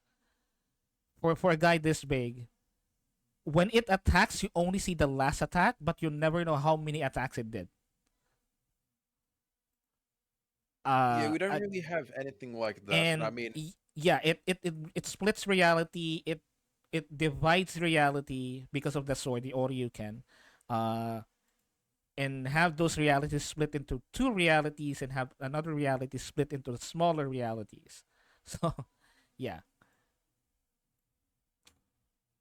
I love Digimon. hmm, Rat over. I don't think there's really a overpowered Pokemon though, because the fact that it's like this mainly a game series. And if there was, everyone would be using that Pokemon. Yeah, everyone. Like a lot of people are crazy with Arceus, even right. Hmm. It's like There are some cool Pokemon. In fact, one of my favorite would have to be Darkrai. I don't know if you know who that is. mm, He Darkrai. to me is I believe I saw it. It's like the point that I'll send a like picture the to ghost you. thing. Yeah, I'll send a picture to your DMs. Yeah, But I see Darkrai here. I search for it. okay, never mind. But basically, he's this really cool thing, and from what I remember, his presence alone just kind of can force people into a nightmare coma Mm, where they'll never wake up from. So it's not even the fact that he's trying to harm people, just him existing is enough to put people into comas. mm-hmm. And so because of that, he's not able to socialize, he's not allowed to make friends or anything, and he's kind of just sticks to himself, but he's such a cool badass Pokemon. Oh, he looks And badass. Right. he is really cool. He's got some really cool forms. And yeah, he's always been one of my favorites. But sadly, I was never able to get him because of it. It was like an event back then, and to get him, I believe you needed to do this event way back when it was actually new, and you would have to go into this boy's nightmare to wake him up and battle Darkrai in order to wake him up from his nightmare. But I never got a chance, and I've always been wanting this guy, and I've never been able to get this guy. I mean, there are like other cool Pokemon. I like Greninja Yeah, Greninja's cool. What about and Rayquaza? Rayquaza. He's okay. He's fine. I like Welcome, welcome, Titus. hey All right. Titus. Hello. You guys are being way too I just smart. Let me love ruin that it for a we're moment. sharing the You're seats. I love you're it. sharing your seats now. You're You're in sharing. my lap, Eh, Ty. You're in my You, lap. yeah, you guys were being way too I smart. So I thought, hang on, let's bring back the slinky pussy for a moment. no, Yes. no. And also, you're This sharing is your seats. I catchphrase. only have like 2 seats in my office, so You know, and he's you're literally sitting in my lap. yeah, you're But sharing you're sharing I one actually cup. look bigger than you, so it's just like, Yeah, and you're sitting on your slap. is that I'm being squashed. is that a jar? What is that on the table? Is that just like peppers? Just No, it's raw peppers? no, it's Yeah, you want some? no, it's edamame. It's green peas, Oh yeah, Japanese that. green peas. You partner it Ew. with any liquor such as sake or biru. It's really good. It's called pulutan Yeah. in our language, but it's more of like green peas, crunchy and delicious. And you Yeah. also share 1 cup sake right there. I only have 1 cup, and I have no more cups, so you share one. Uh, Mine. no, mine. Mine. No, we chug Yeah. together. Come on, go. Come on, bro. Let's Chug, chug chug, together. chug, Yeah, chug, yeah. chug, You chug, fight. chug, You, Chug. you fight for it. You fight for it. Anyway, welcome, Titus. We're just talking about stuff, really, but Hello. mostly D&D and tabletop role playing games. We kind of got It into a looks, tangent of Pokemon and Digimon. it looks like we've been playing musical chairs, and me and Titus are not giving up. Exactly, exactly. You see, under this desk, we actually have guns pointing at each other. Yeah. Guns, air Don't you dare. quotes, guns. Yeah, definitely. That's a joke in Finger Minecraft. finger In guns my pointing at each other. Right. Mhm. I mean, okay, Yeah. going back, Rayquaza is okay, but I said I like Pokemon that are more themed, like Greninja or Blaziken or that tiger dude wrestler dude. I What about the forgot. best one ever from that era, though? Not Blaziken, freaking Trico turns into him. He's so cool. Let me think. I know No, what you're screw it. talking about. Yeah, that's actually the best one too. The uh, is that the second one or the third evolution? His second evolution. The third Yeah, one, I'm he's sorry. No. Grow he went bald. Why did he go bald? Go Vile. Go Vile. That's right. Grovyle. Grovyle is so cool. Yeah, it's cool. It's Yeah, cool. Sceptile's just. Why did he go bald? Why Sceptile go bald? Go Not bald. even just that. What's the tail? Why is his tail so big? Why does he have a Christmas tree for a tail, bro? It's like a fern or something. I believe he's like Yeah, it's a Christmas tree designed. because he even got the jingle bells on his fucking back. It's like designed to be a fern or something. I'm But yeah, sorry, I'm but going Grovyle with is the best. yeah, but I'm going with Pokemon that are clearly themed around something, like more clearly themed around something. Like for example, Greninja is a ninja. Uh, that wrestling cat. I forgot the name of that wrestling cat. Incineroar. Incineroar, yeah, Incineroar. Fucking luchador has some wrestling moves. He has a belt, so fucking cool. Those types of Pokemon that I like. There are You know, one of my Pokemon. favorite Yeah. Pokemon, and it's because it's so basic. It's literally just Tyrantrum. It's a really, really angry T-Rex, and it's really Let me angry and show it's you a really big. Pokemon I think you'd like, Ryder. Angry. Oh, the Tyrantrum is cool. Yeah, He looks like I a think- Monster Hunter monster. He looks like I- a T-Rex who just, who I'm sorry, it just looks like a stylish T-Rex, and he's Ryder? really angry. Yeah, no. What are your thoughts on this one? Because I think you would really like this one.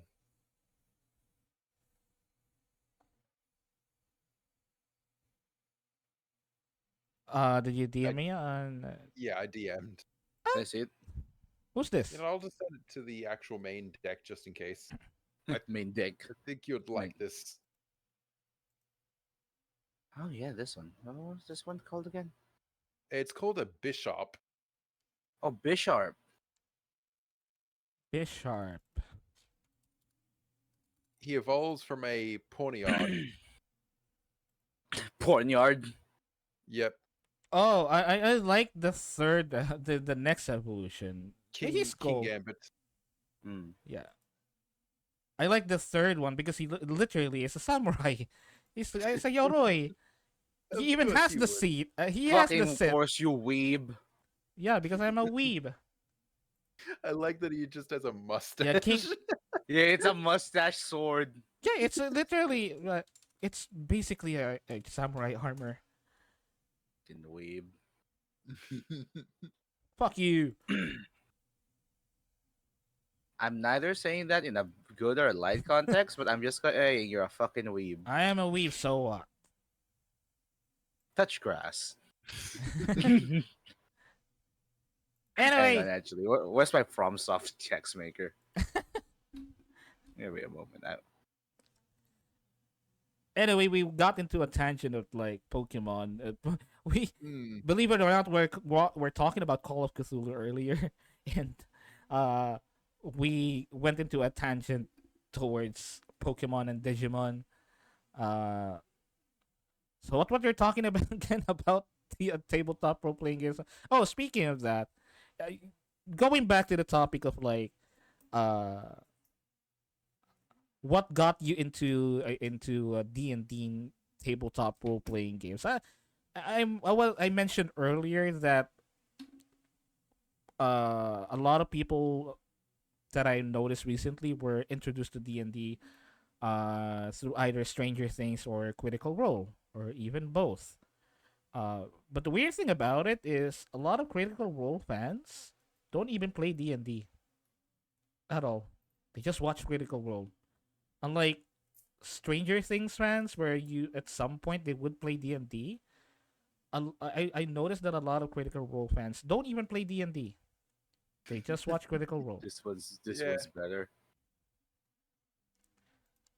So Hang on, I'm just setting something on main deck. But yeah, no, I just kept hearing a lot about it, and I just, yeah, my experience was literally I just kept Mainly telling Ty, me, I'd be mainly interested. me, mainly me talking his ear off about all the cool shit we did in our campaign.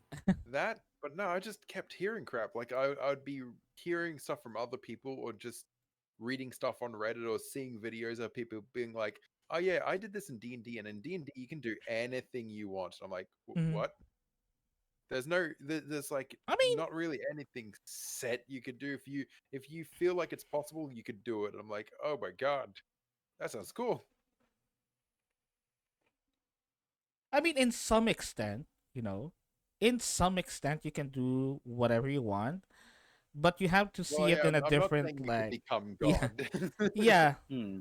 I think there's like also a misconception of some people with that kind of with that premise to D&D or TTRPGs where you can do whatever you want, because sometimes that also creates players that actually thinks they can do whatever they want, only to be met with disappointments because their DM didn't allow them to do this kind of thing. It's you have to see it in a different context, wherein yes, you can do whatever you want, but that is because you are role playing the character. That is because you are the character. You are not bound by pre-programmed dialogue lines or pre-programmed storylines, unlike a video game. You are the character, and I think also a lot of people should realize that when it comes to like going into uh D&D or other systems wherein you have to think like your character. What will they do in this particular situation? Now, if we did a self insert, it still has this degree of separation between you as the player and the character, even though you made a self insert, because you still Oh, have you gotta to call me out like envision. that. Not really. Not really.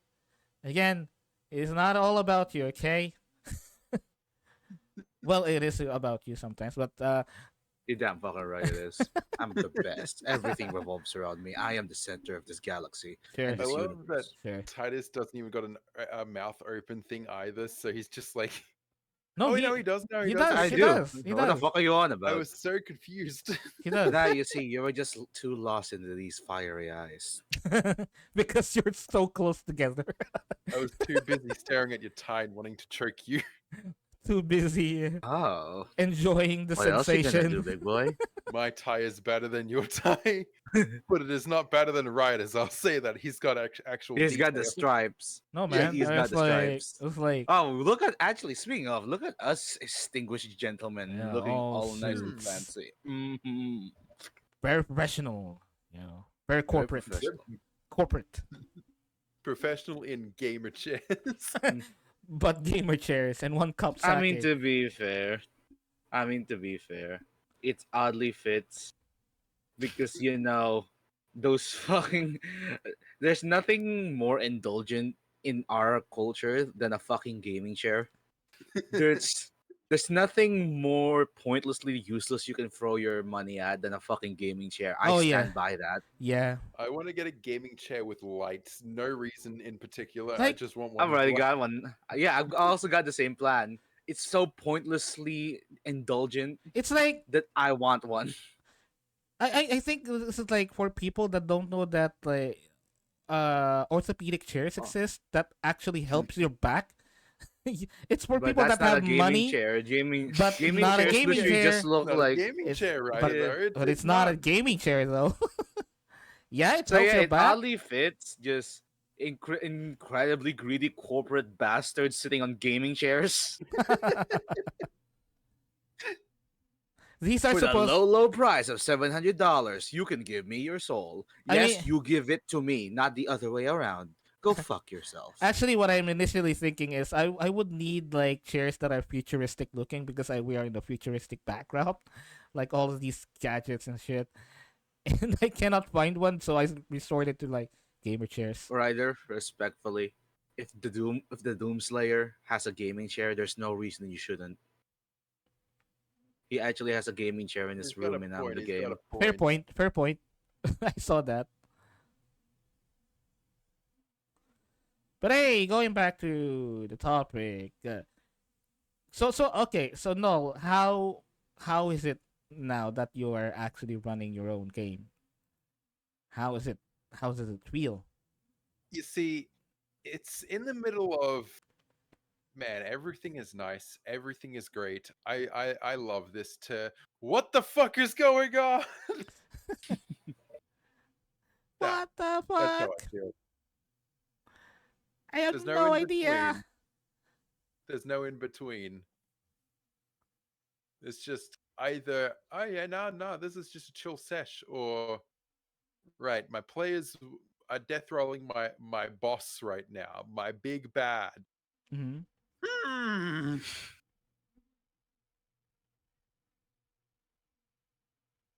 And Titus, Mhm. Diane said, Titus, my love. All right. No, he's Hello, mine now. hello. He's in my lap. Oh, Yeah. bitch, please get in line. There's plenty of a Yeah, crowd for no exactly. reason. And I'm right Oh now. I'm God. first in line. So Oh so God. I'm sorry, Diane. Get behind everyone else. I should have told the guards to not let you in. Oh, no, they didn't. You see a blonde guy with red eyes. Don't let him in. He's a menace. Oh, that's the best part, Ryder. They did it. They didn't. You think this suit is mine? Take the suit of mine. Now that I see it, what the fuck? Security. Security? What security? Not that I notice it. Security. So it's like so now your mostly your excitement comes from the fact that you don't know what's happening or what will I happen. love that I don't know what's going to happen, but I also fear it. But at the same time, I don't care. It's fun because my very first sessions, I was just over analyzing everything and I was over, like, I would try to prepare for every possible outcome. But now it's just gone to the point where, well, my players don't care if I say, look, I'm making a map, give me a second. So I only prep for what I think's going to happen. And then if it's out of my control, I just turn to them and I'm like, all right, Titus, let me just make an encounter. So I'm glad I just have really understanding players because I think that's Yeah. the reason I'm not overly stressed about stuff. My players are awesome. Yeah, I mean, yeah, I've become the rule book. Like, whenever he forgets a rule, I would just be like, okay, you make us roll Yeah, this I with don't this. open up. I don't open up my book. I open up Titus. I just open his mouth. All right, let's have a look at this rule.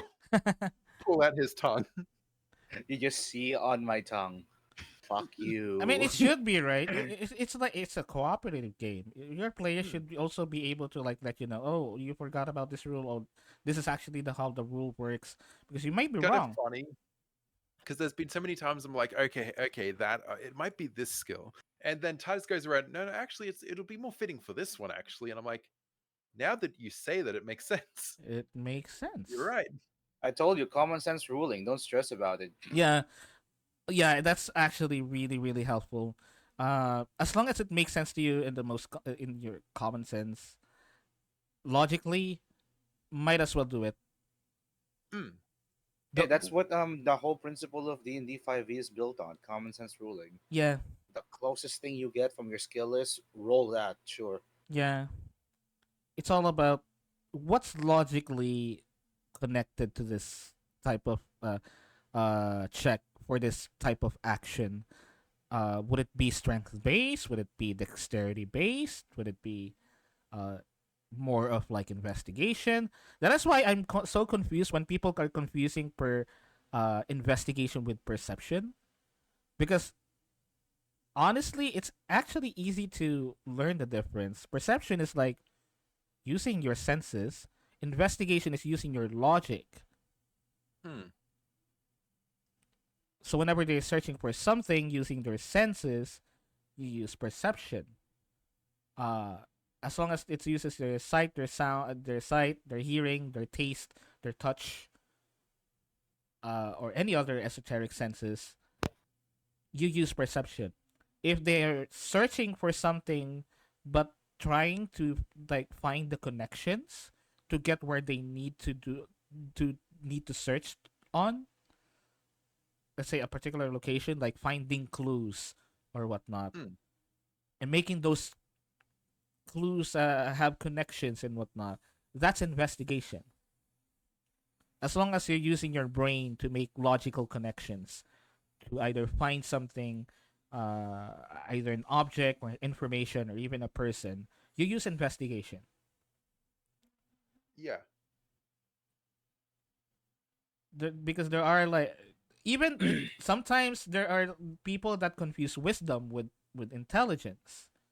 It's already in the word. In the word, intelligence is in your brain. Wisdom is something that has to do with how you read social cues or read I feel people like wisdom is just more like, well, Just intelligence is experience. what you experience. Yeah. know. Yeah. Yeah, pretty much. Legendary item, Titus rulebook. Any effect, any session is 4 times better. You damn right, because I make everything better. I'm the best. You'll also break those rules and min-max the game. Yes, because I'm the best, meaning you're lesser than me. Fuck you.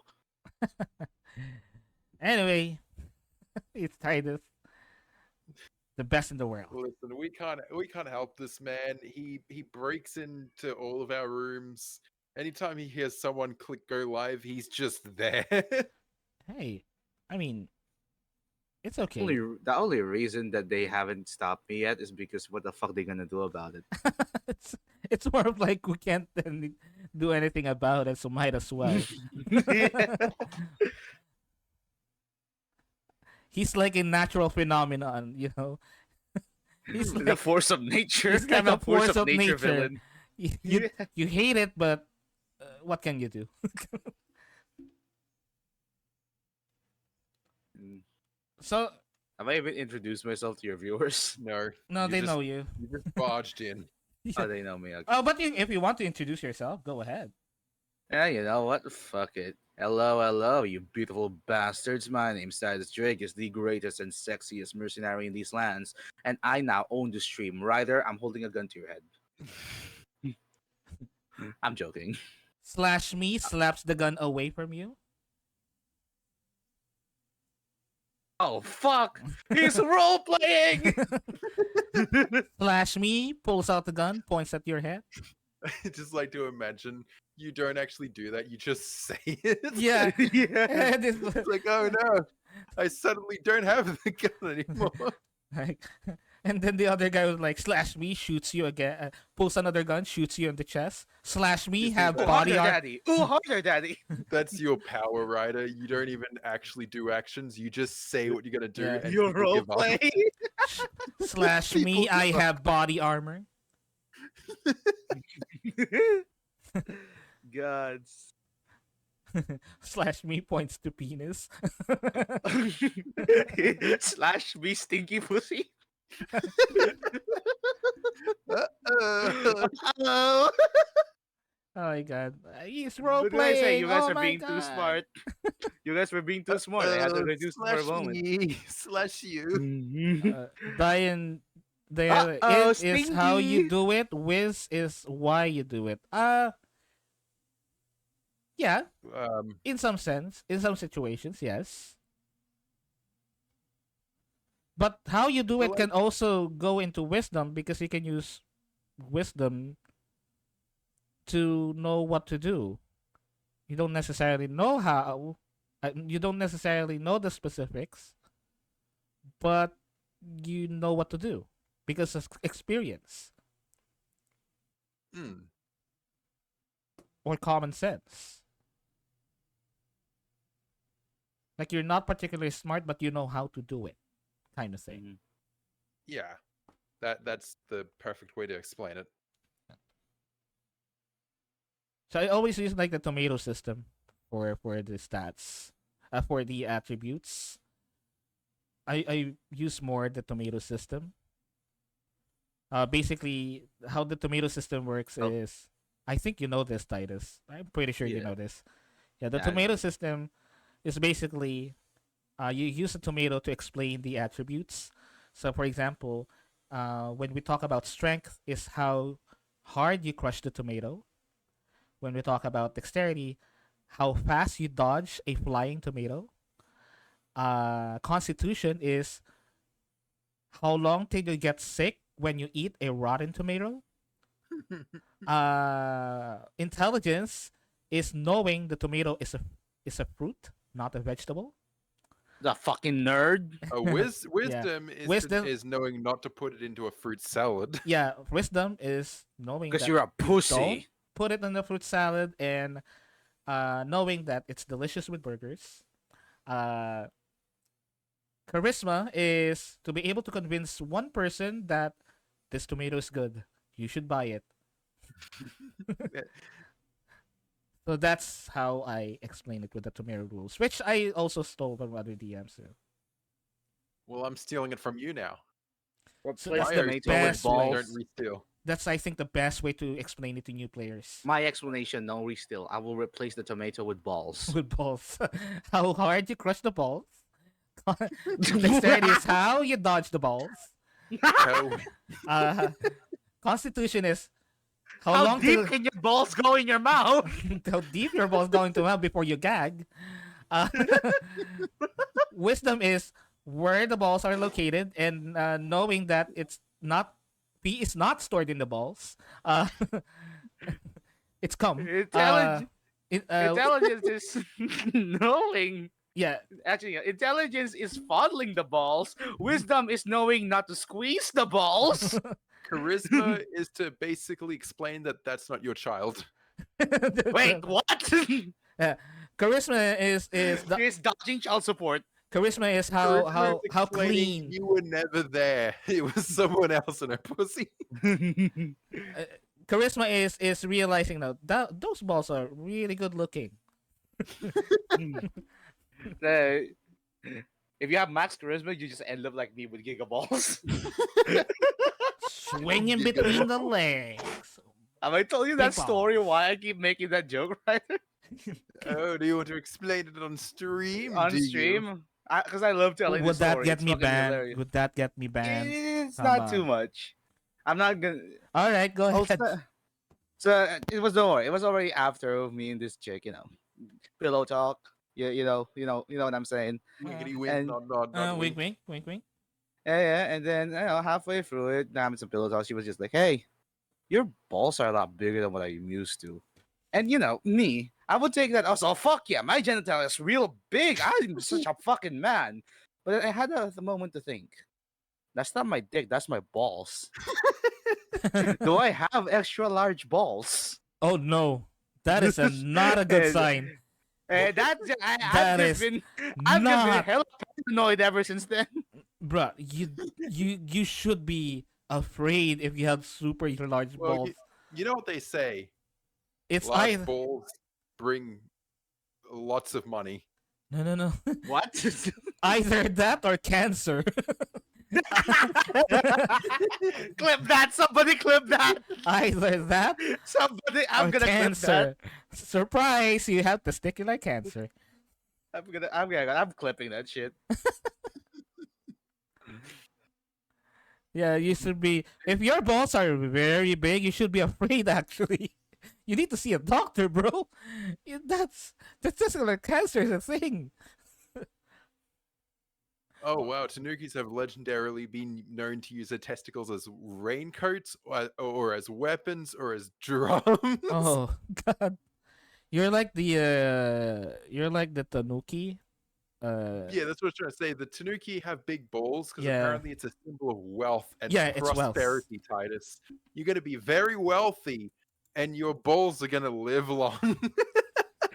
Live long and carry cum. No, you see, you're gonna be very wealthy because a lot of people are gonna come far and wide just to see your weird big balls.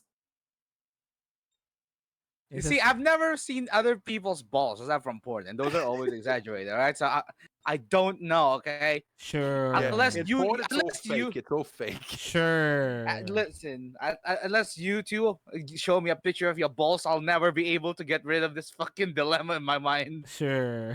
All right, we'll meet up one day. We'll go to a freaking whatever it's called, where they have the warm bubbly water. We'll chill and we'll just Jacuzzi. look at each other like on the count of 3. 1, 2, nuts! 1, 2, nuts. We have 5 viewers watching us, by the way. Oh, and then hello. we just we leave and never. I swear talk this about is. it again. I swear this is a talk about tabletop role playing games. Don't get the wrong Yeah, idea. the- I tabletop. am. This is tabletop. Don't Roll worry. for This balls. isn't what we usually talk about. Usually, Ryder talks about stinky pussy. No, that is not true. That is not true. Stinky. Oh no no! Oh, no. I did it You know once you last wanna night. say That's it, it. I right? did it. You wanna say it, Ryder? Say it. I didn't. I did it once last night on another stream. Right. Did it once. No. That is did it because I'm once. on the other stream. But in Bullshit. my stream, in my house. But Ryder this say a so van? exactly. I am a say so character. Isn't it- It's a isn't- say so VTuber. Isn't this a van, Ryder? Huh? Are we in a van right now? This is your house? Kinda is, kinda not. Why do you have security in a van? No, we're How not. did I even fight them? We're not in a van. We're in a super large trailer / office. I don't know where I am because Ryder kind of kidnapped me and I woke up here. I broke in here to break you out, but I decided, you know what, fuck it, you belong here. You see, Ryder just has very high charisma and he's just Mm. yeah, no, we're here now for the long run. Yeah. Don't worry, But you're you gonna. see, I'm still Don't tied. worry, I'm you're gonna be out safe and sound, right? You just. I mean, I do Wow. my to have. arms finish are this. tied, and I got Titus sitting on me now. So, I mean, I do got cyber armor if the hero base wants a new recruit. I'm just saying, I'm the greatest in the land. Yeah. And this is on the clock, so don't worry. You're gonna be out of this safe and sound. I know that you woke up here, but don't worry about it. Don't worry about it. Wait, speaking of which, if we're on a trailer, who's driving? Me? Oh, shit. No, no. No shit! Shit. Your Baldur sponsor Your Val- armor is going to be finished. Ooh. Exactly. Oh, Hero yeah. Corp and Valder corporate collab when? Mm. How shall propose? Hmm? But anyway, since you're already here, I might as well title. Since you're already here, how about you? Let's say, how about you as a player for D&D or any tabletop role playing games? Because Noel shared to us earlier his first experience Mhm. being a player. How about you? I believe that you have way more experience than all at this point. Yeah. Funny thing is, a friend of mine was my first ever DM, and she basically decided, hey, I already know you Titus long enough to know that you're not gonna learn if I just throw you into a normal campaign. So he grabbed me, Skull, and a few others in our group, and she was just like, you know what? I'm gonna teach you the basics of D&D by grinding your faces into the ground until you know it. So We basic died. We died to goblins in the first sesh. trial by fire kind of thing. Trial by fire. Yep. And I loved it.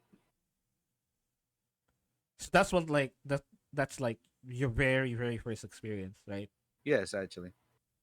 But have you known D&D before back then? Before you Um, actually played? I've known it, but never actually like fully understood the concept of okay, you're just describing what happens. I just thought it was just like, oh, okay, this weird pen and paper thing that people do, and I never really understood it. So I basically jumped in blind. Oh. So But I you was like, are I want already like playing role playing games back then, like video role playing games. I role played on MMOs. Yes. Oh, in terms of like role playing as a character, you kind of already did it with MMOs. Oh Would you say? yeah, MMOs and even like because that server that I'm at my DM in, it was like a continuation of our MMO roleplay put into Discord, so we don't have to be logging in every damn day just to continue it. We can kind Oh, of is just play that by what it's post. for? Yeah, think what we had in the Adventurers Guild, but a lot more, a lot more active. Oh, so you kind of already have like the role playing chops, and then you just later on played D&D. Yeah, I was actually like I was the one who naturally fell into it because I would just be in character all the time Mm. because me and my characters, I always like to make characters who wouldn't stray far off to what I would usually do. AKA self insert. Well, yes, but you don't have to be such a dick about it. No, I'm not. I don't mean, No, it's it was actually okay. because no, this is actually the origin of Titus Drake as the character, the greatest and sexiest mercenary. That's actually I was playing him when I was still role playing him just text based Mhm. on Discord. Yeah, the whole thing was basically we got isekai, but we're not fucking powerful. Mm. We were like we were because we were really strong in like that role play we were doing, and it was like a reverse isekai. We got teleported to another world, but we were level ones, we were fucking babies, Mm. and we've had to you were dying to fucking goblins, right? So yeah.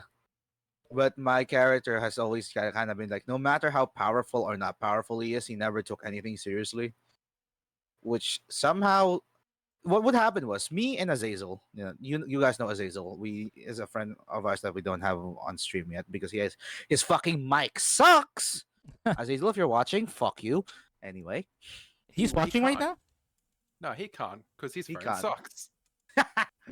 I'm a dickhead, but everyone loves me for it. Anyway, so yeah, me and Azazel will always get into the worst case scenarios, but my character will always be the one who makes it out alive. Mm-hmm. And yeah, it always just kind of been like that. And eventually, that campaign kind of ended because we already knew the basics, and the DM didn't really want to keep playing anymore. Mm-hmm. And then I tried a few DMs.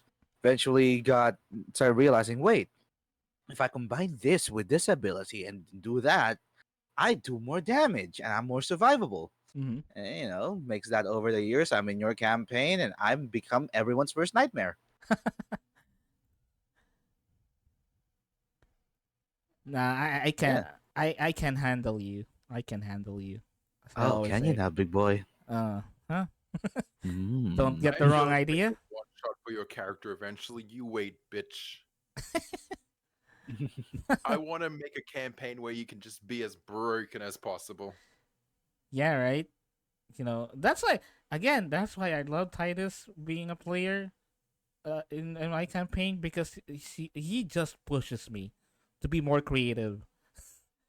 Hey, Oh, Ryder, we should try to do a one shot mhm, and we just get as crazy as we want with the monster and mhm, see if Titus is like the best character Titus can handle it and mhm, You mean see level 20? mhm, see just how much of an impact this guy could have on the actual world. mhm. I actually already Um, pre-made one. I actually Oh, already have No? one creature that can probably top probably the best Titus's build can offer. I only have like this one character. And he is Just a one thing. creature? He is this one creature. He is a thing in my campaign. He is a thing, and it's not We even the haven't mad. seen it. And it's not even the Mad Duke, which is You are, but considered it's to still be lively, Titus? Hmm. yeah, considered to be because the Mad Duke is considered to be one of the strongest beings in my setting, because the fact that you know him would just make you insane. I know, The of fact, course, I'm talking with my builds within reason. If yeah. if a DM can just say, "Oh, you're fighting a god," D&D is a level No, no, this is fighting with like gods, unless in like the level realm. 20. This is in the realm of the book still. That's the thing, Hmm. though. I still followed the books. This is not even homebrew. This is me just building out an idea, building it out from an idea, and I used several things from the books, to build it. Kind of like what you do. Hmm. That's the thing. But of course, I am the DM. I can build it with whatever I want. That's the thing, though, Hmm. Yeah. because that should be always the thing. You as a DM, I know that it might sound unfair. I know it will sound unfair. But as a DM, I have this belief that you always have the capacity to build out creatures that can challenge your player characters. Because if not, your campaign would be easy mode. Your campaign wouldn't have substance. Because you always pull out these easy monsters easy creatures that your players can might as well just bulldoze over. And that happens. That actually happens in some campaigns. Hmm. But you always have to remember that as a DM, one of your jobs is to put a challenge to your player characters. Because if there's no conflict, there's no story. Even there's a combat Hmm. encounter doesn't mean it's a conflict. Should always be a conflict. Whether it's conflict of power, conflict of skill, or even conflict of ideals. So that's why I also go with this other approach of like, sure, this character is not as strong as your character, but it can obliterate you in other ways. So Hmm. I mentioned earlier, I have this creature. I already built it based on the books, but it does things differently. Because it does things differently. It's not something that relies on strength or power or omnipotence. It relies to the fact that it can exploit your capabilities. It's just a thorns build, I'm assuming. Yeah. It's not I wouldn't even consider it as a build. I would consider it as a concept. It's actually a Hmm. conceptual being that I built. He's a conceptual being, uh in terms of my setting. He's a conceptual being. Conceptual beings are born Hmm. out of concepts. They're kind of real but not real at the same time. Oh god, it's warp fuckery. I from the tower. I'm not dealing with fucking warp fuckery. welcome, welcome, Hey, Miss Strange. Strange, welcome to the stream. Miss Strange, welcome, welcome. Hello, First, hello. are you Welcome, here Shall we welcome. or? introduce ourselves and what we're doing? Yeah, You start. if you are the first time here, my name is Ryu Shinden. I'm an armored VTuber slash salaryman, slash armored fighter, or whenever my work schedules allow me. And we're just talking about D&D TTRPG stuffs or whatever we wanted to talk about with my buddies here, Doc Null and Titus Dragus. Dragus, the greatest and Dragus. the Dragus. greatest and sexiest mercenary in these lands. And I'm Null, the doctor, the best. Me. Me. That's a Just good. me. Me. Doctor, the best. Me. Me. That's me. Me, Doctor Best. Wooga wooga woo. D&D TTRPG caught me. Sure, sure. That's why we would Mhm. love to have you here. If you have like questions or something that you can add about to the discussion, feel free. And if you don't mind, just go ahead, click that follow button, so that you'll be notified whenever I stream or these other people stream. And you can also follow me on Twitter. Should be the link below. But anyway, going back, I did I do have a creature that I did build by the books, but the whole idea about this creature is it is conceptual being that is built to design as a trial, but it's built in a way that this whole being's purpose is to try you. That's why he has this certain ability, or they have this certain ability to exploit whatever you have. It's Hmm. not even, it's not even going over to overpower you or overpower you in like strength or abilities or skills. As a matter of fact, I only have like one or two skills in it, in for this creature, like one or two skills from what I remember. But those one or two skills are super versatile. Uh, Thinking like you have a copy monster now or something. I wouldn't say it's a copy monster, but it does have the ability to copy. It does have it, Hmm. but it tailors it into itself to Yeah. make it a creature in D&D books rather than a player character, because I don't want to do that, like converting the NPC into a player character to be a Player player character character. Yeah, builds no, should never be in the hands of a DM anyway, considering it just yeah, doesn't balance well. yeah.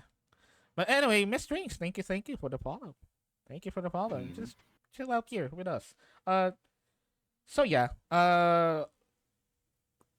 Okay. As a player, what I was about to ask, you're playing with Null's campaign, right?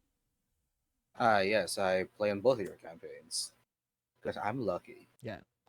Oh, so Everyone for those loves of you me. who didn't know, I am a DM, a dungeon master and game master. I'm also playing as well. I have been the dungeon mastering for like 5 years plus at this point.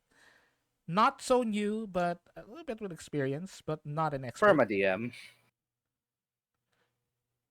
Perma DM, He's that is. become the Perma Yeah, DM. forever DM. Unfortunately. So, how is it playing with your with Null's campaign? How is it? It is fun. Any form of like restriction or realism that other DMs try to force onto characters has just gone out the window. As long as your role will well and it fits your character's theme, go for it. Why Hmm. not? I really want my players to feel somewhat powerful, like the world is not prepared for them, because for the longest time, the biggest power has just always been the biggest power. He's never really had to deal with people that are somewhat strong. He's just like, oh, this thing, people are strong. Yeah, I'll send out some soldiers if someone's causing trouble.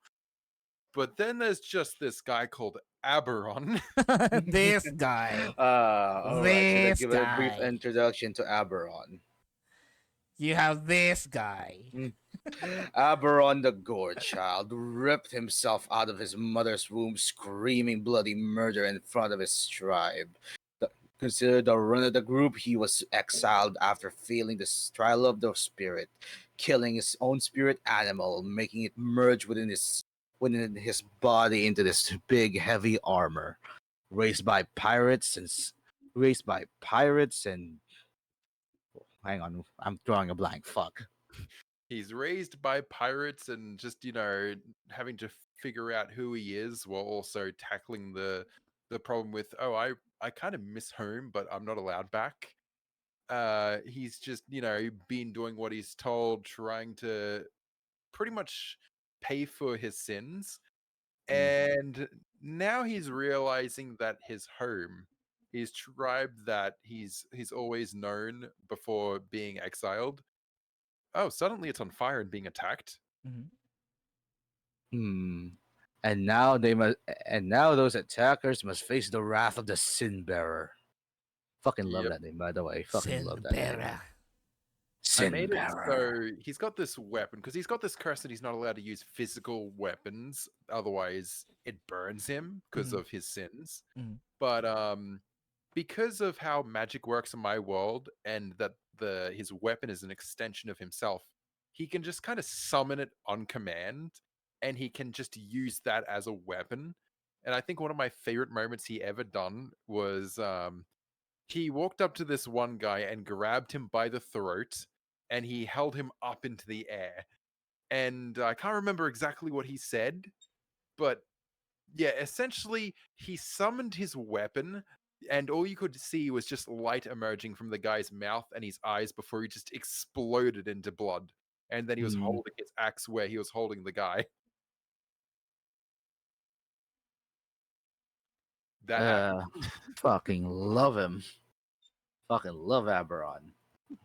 So there's more of a reason why he's also just called Gorechild. It's not Mm. just because of that fact. It's like literally what it. No, it's not like a moniker. It's just literally what it means. Literally, he was born out of gore. He was supposed to be a stillborn, but he was just like, nah, I'm ripping myself out of this womb. Fuck you. I'm gonna get out. I'm gonna get That's out. actually Whatever it takes. that's a title of shame because his tribe doesn't go with last names; they go with titles. And the title Gorechild is supposed to be like a title of shame. I mean, not the most shameful so far, because you could have been called traitor, Oh yeah. which you are soon to meet.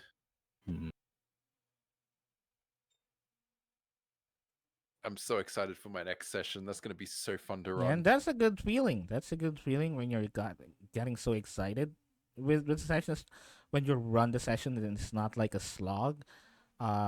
Because that's also something that other DMs has a problem with burnout and them feeling that it is a slog. I'm gonna do it again this week. Blah blah blah.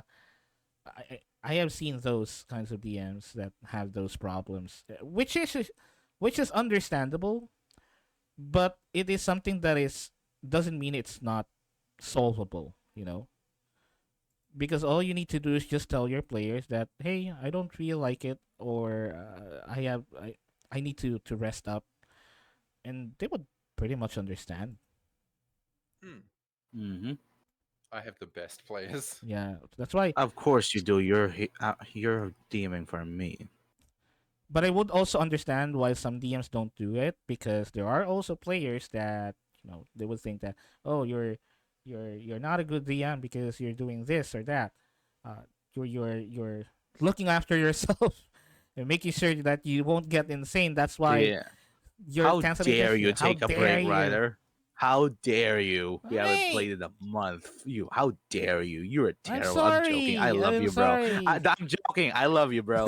Fucking, I'm joking. I'm joking. I've just been enjoying it so much, though, to the point where I really want to I actually want to do a one shot and just kind of find more people who want to do D&D and throw them into it. Mhm. Because for me, the biggest problem for me was the fact I couldn't find a DM. So that's kind of why I want to also DM. I want to sort of be competent enough to the point where if I find someone who's like, I really want to play D&D, but I can't find a DM, I want to be competent enough to where I can say, okay, I'm throwing you in. Let's go. I mean, You're me, D&D. I might know. I might know a few people. Not yet, man. I'm not competent yet. I've actually been taking notes every time I run a D&D session. I write down notes of stuff that I didn't like about how I was DMing, or stuff that I feel like I could have done better. And I have been trying to, like, for future sessions, I'll put down like, oh, I'll do this differently, or I'll do this differently. Like one of the biggest iffiest things about last session was I had this one thing that I was at least hoping it would be somewhat of a secret for the players to go through, but I screwed it up a bit because instead of giving them a reason to even sort of be there or idle enough to notice it, I opened up the hallway, which was like, it leads to the exit. So I wrote down to basically see if they would acknowledge it at all. I just made everyone roll to see if they would, notice, which was, I hated that I had to do that, but it's something I really wanted to do anyway. But I wrote down next time, oh, I could just put an encounter there. And then, like, they'll have to fight something there. And if they notice it, cool. If they don't, oh well. Then they can just move onward. So I've been, like, taking notes to where what I can see that I can improve on, and stuff that I've noticed I've faulted in the past, because I really want to, at least in the future, just be competent. That's my goal. I mean, at Who what is good point of the you would stage? At what point you would be able to say that you're competent? Like, what I feel like thing that you wanted to once improve on that you can say, oh, okay, I am competent now. Enough. when I'm just like Titus, there we go.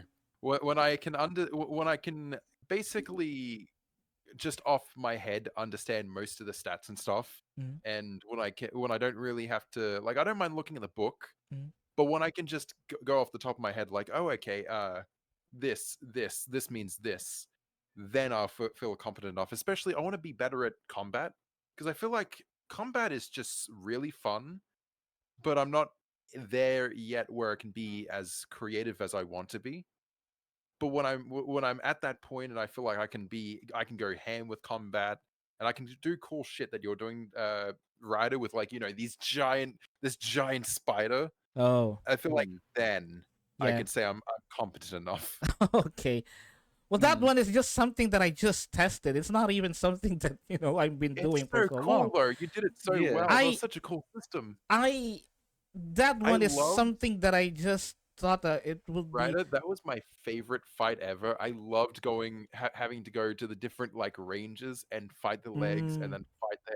That was so cool. yeah. As a player, I enjoyed that so much. Uh, And I uh, love how we had like our own little strategies. Like we each individual character had their own strategy, mhm. but all the strategies worked together. Yeah, It worked so well. you were working so good on that, and I was really really happy. I was like, "Fuck, let's go, fuck yeah!"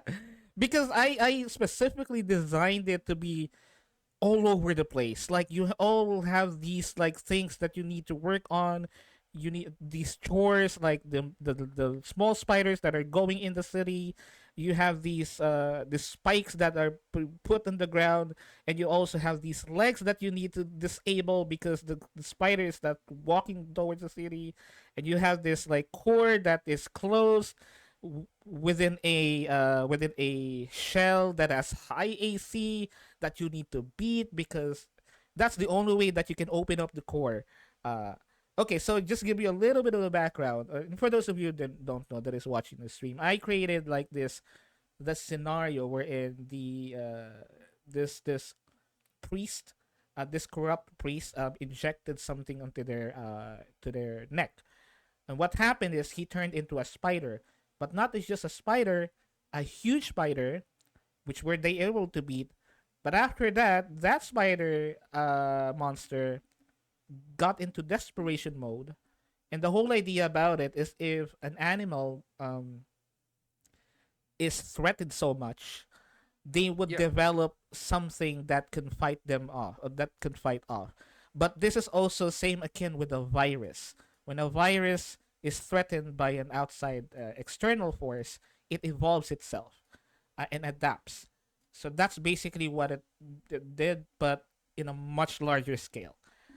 So what happened is you have these colossal, and I'm not talking about like huge gargantuan, like colossal spider. And what I thought was like, this is in a scale.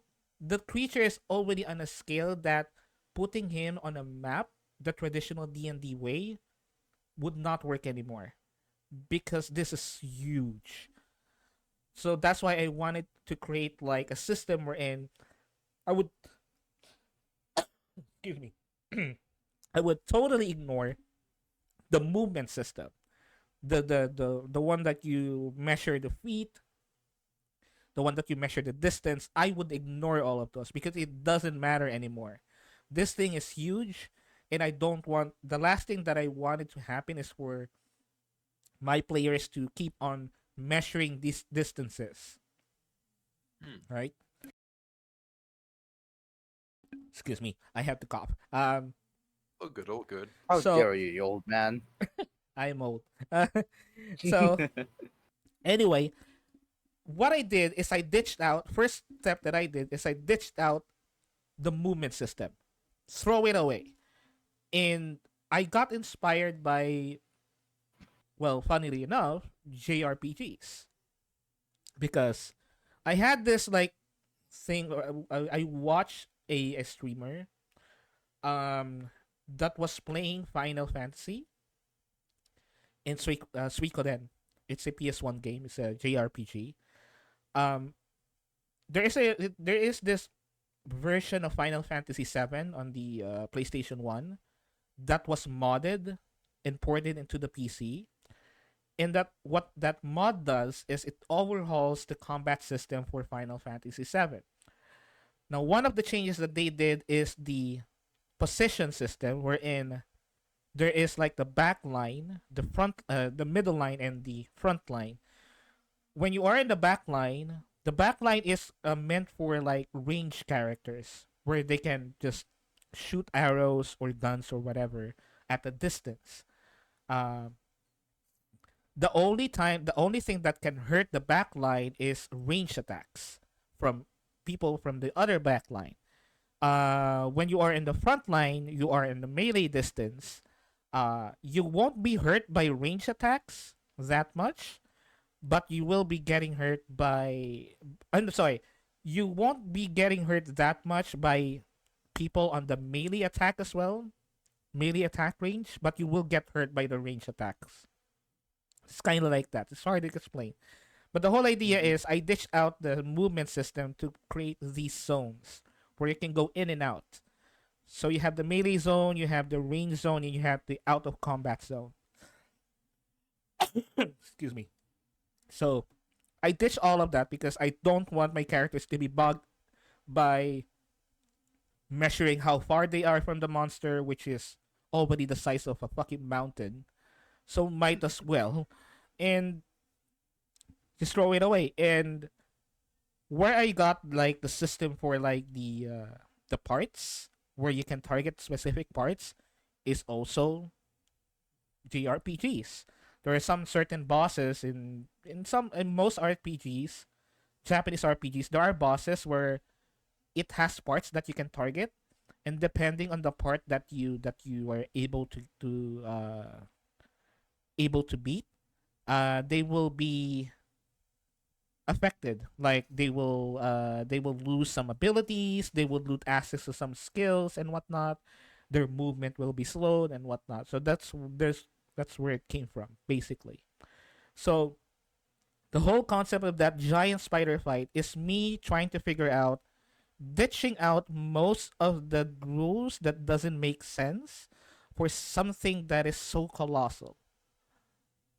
Because more often than not, I find like the D&D combat for those type of monsters boring because it only goes up to the size of like gargantuan. I believe that's the biggest size size class for D&D monsters, right?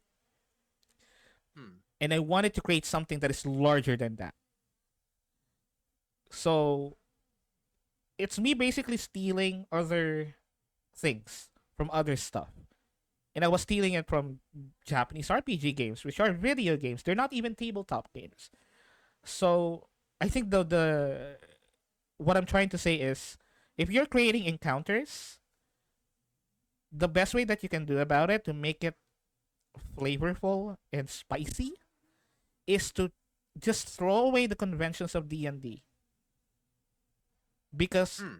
for what it's worth, D&D is a great system, but it has so many flaws and it has so many limitations.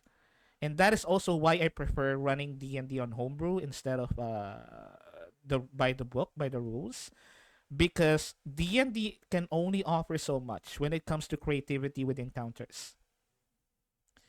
It can only offer so much. The point that you will realize that you can literally change the D&D rules as you see fit, as long as you have this core idea that you wanted to implement, or this core concept that you wanted to happen, or this moment that you wanted to happen. Like for example, the one that Archeon did with the giant spider, where he literally splits the spider in half for something that huge. Love that. I narrated it as like you just split it in half for something that is the size of a mountain. Once you split on this score, it's just literally splits in half. And imagine that a giant colossal spider just split in half and Hmm. coming down to the ground. Uh, As long as you have those, you don't have to worry about balancing for now. The balancing can just you can just do it later. But I think what I wanted for most DMs to learn and to realize that you have to create these cool moments for your players. Rules be damned.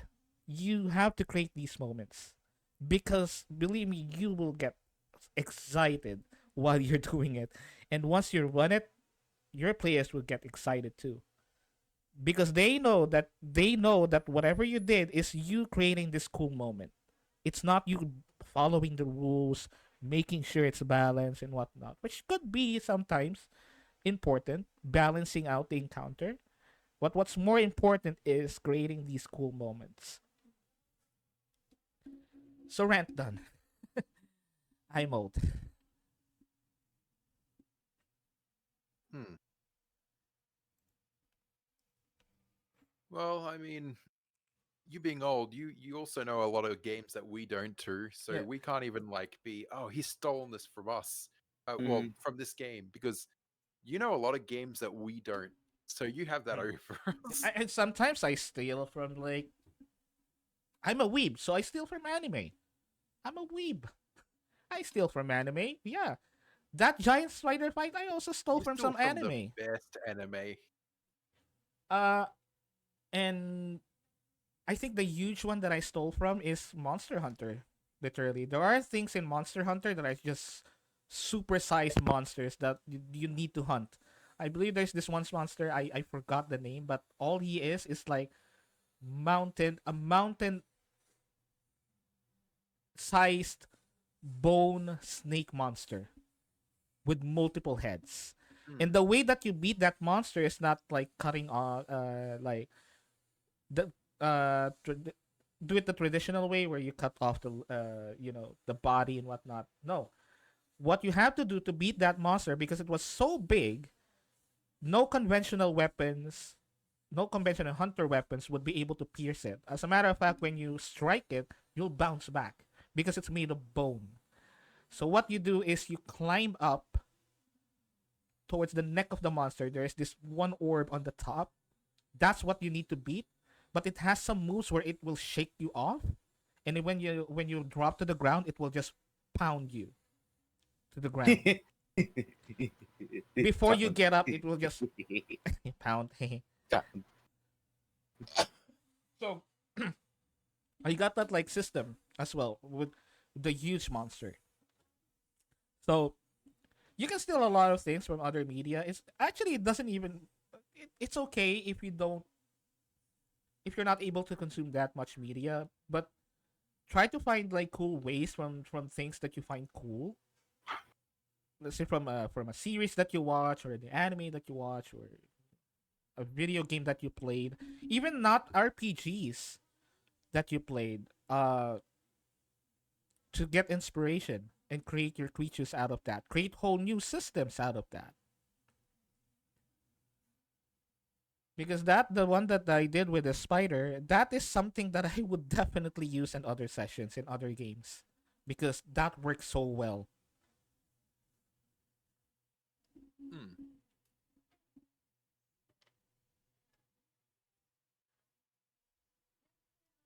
So because I love these idea of this like huge, colossal monsters that are almost impossible to beat. You being a puny adventurer, how would you beat a thing this big? You would beat it in an unconventional way.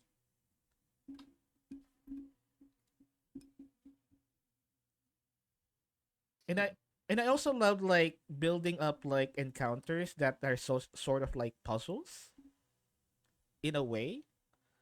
Because again, going back to the spider monster, I believe what I did during that is I let you know guys some information, like slowly drip feeding you information on how to beat this thing by showing you that if you hit this part, this what will happen, or if you hit this part, this what will happen. So from that you can like deduce your own like conclusions of like, oh, if if we beat this, this would happen. If we cut off the limbs, it will drop down. If we cut off the arms, it will lose its range attack. If we cut off the tail, it will lose like this kind of attack. If we cut the core, the shell, it will reveal the core. But we need to keep it like from spawning smaller monsters, because the friends that we have on the back line, they are being attacked by these smaller minions. But I So do love that the strategy inevitably came to deliver Archaon. deliver. The, Yeah. deliver Archaon. Just have Archaeon brute force it. Yeah. Sometimes that's the best solution. No, just brute Just force the thing. Aberon, and then Sharkboy is. I didn't I just The keep Aber- eating his teeth or something like that. My Did teeth you just call stronger than his Aber? teeth. Did you just call Archaon Aberon? Sorry, nah, fight, fuck it. I meant to say mine. Listen, I'm tired. No, you're not. Okay, I'm rejuvenated. Exactly. See, he's fine, guys. It's fine now. Okay, I'm fine now. You make some really good coffee, man. You should sell that stuff. What is this? Right. Cocaine? Yeah, laced with Fent.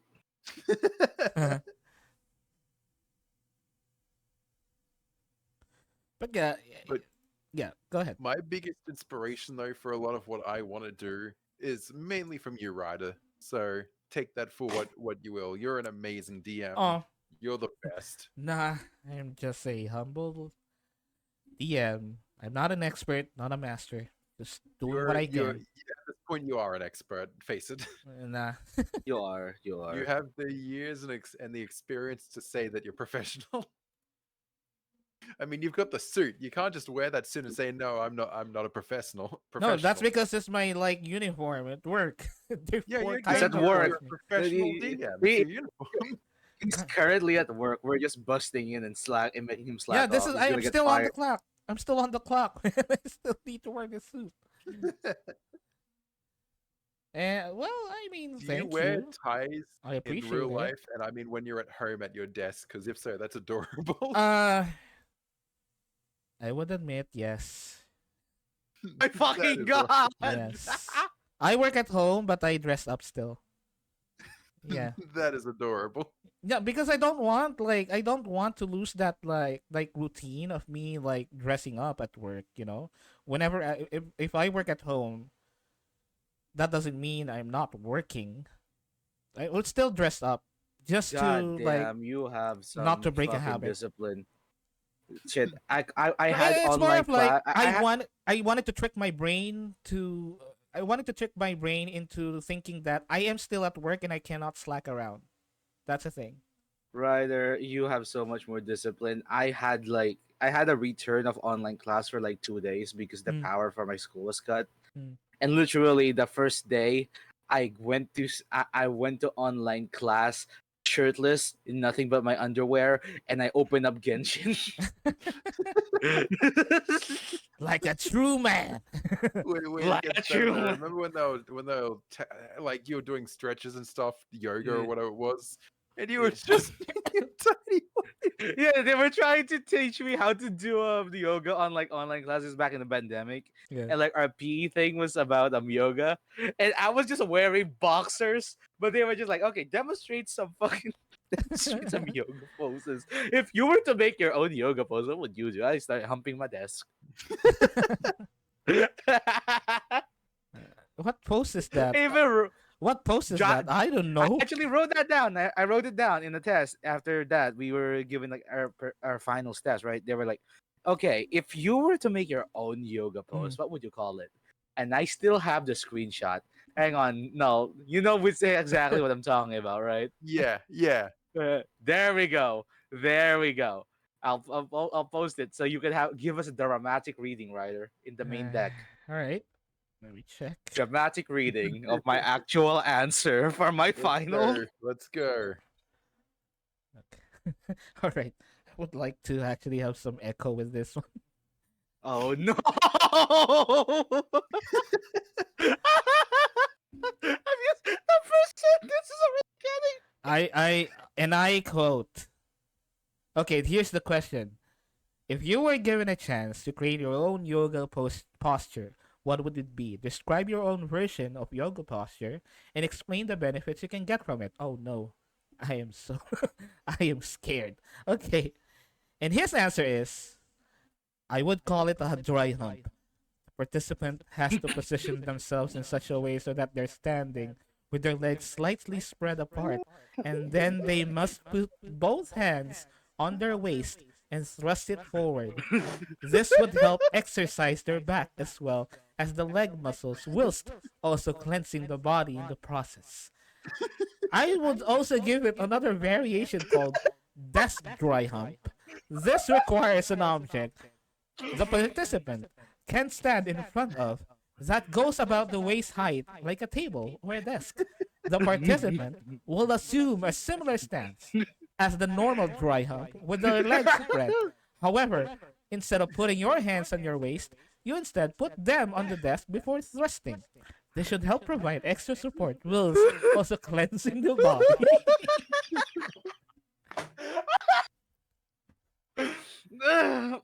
How did I pass?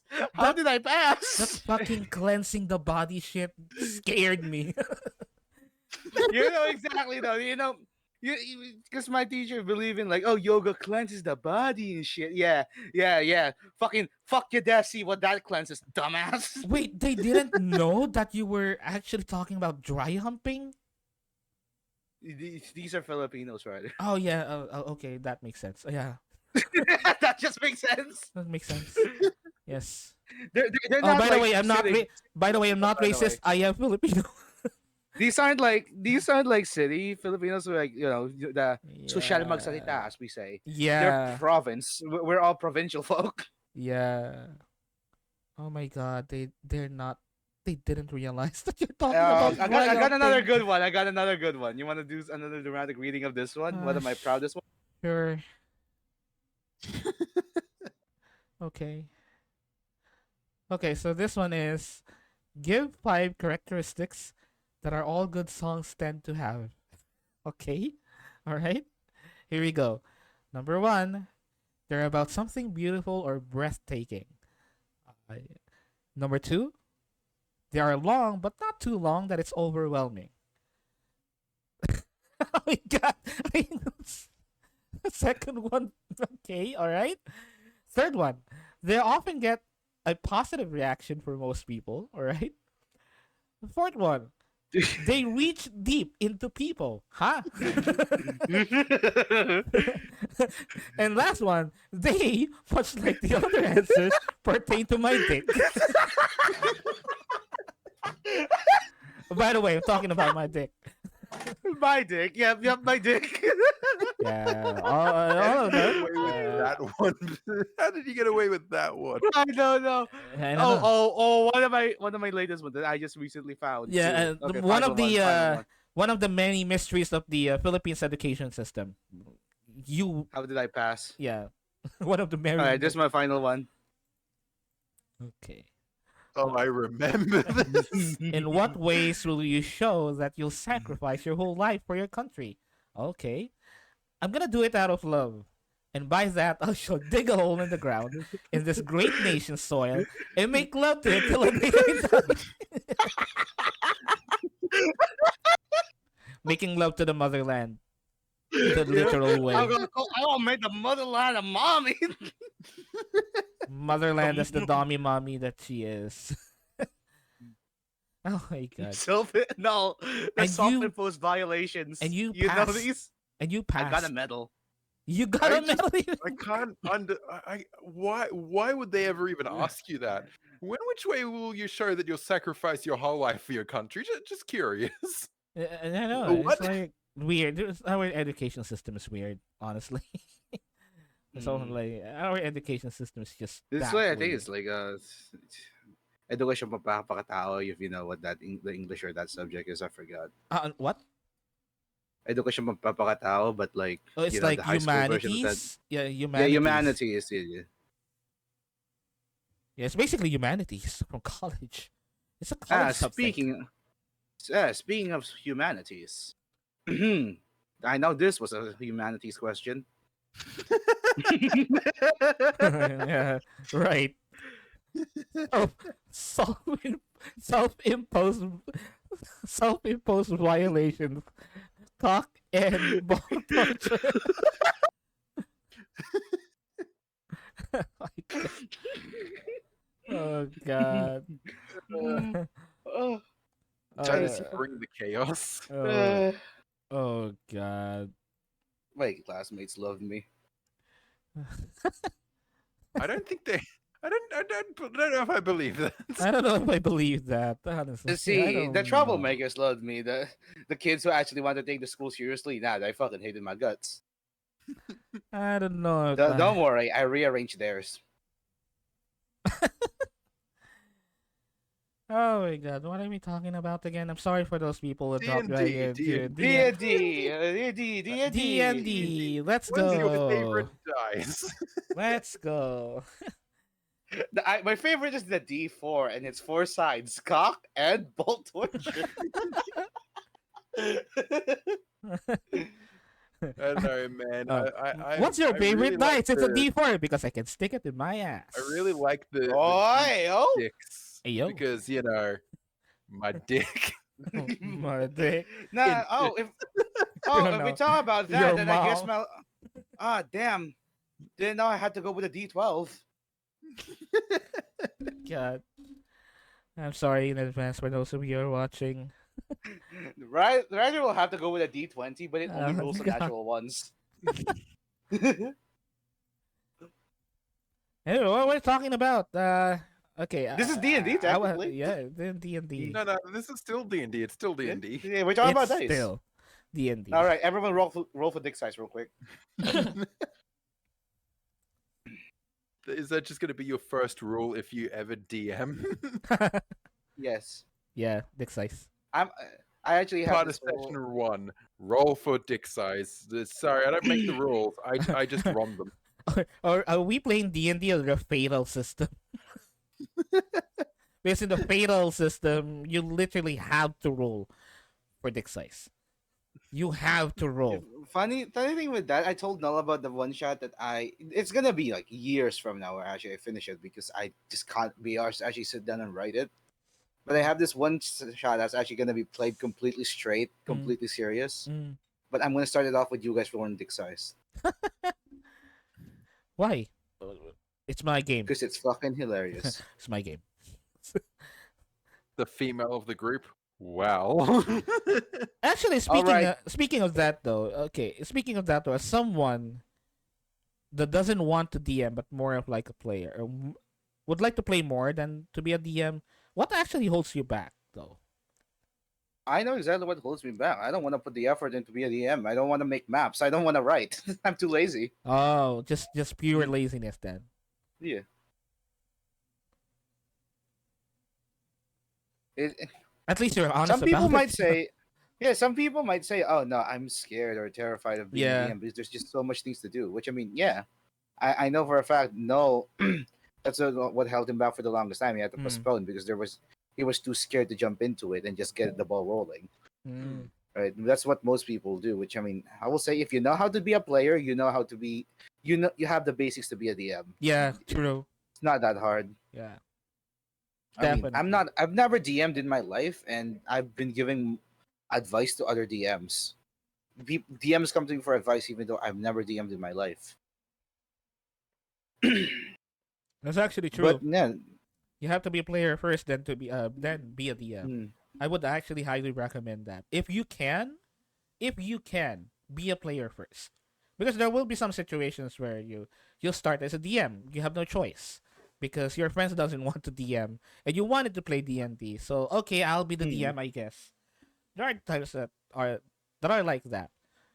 But if you can, if you're jumping into D&D in general, if you can, be a player first. So you get the basics of the basics of how D&D actually works. So any tabletop role playing game actually works in this case. And yeah, that could also be possible that you're so adept on playing the game that even DMs actually ask your guidance or ask you for advice. That also gets the case. I mean, knows my DM, and he comes to me every time. He's like, "Hey, how would you rule this?"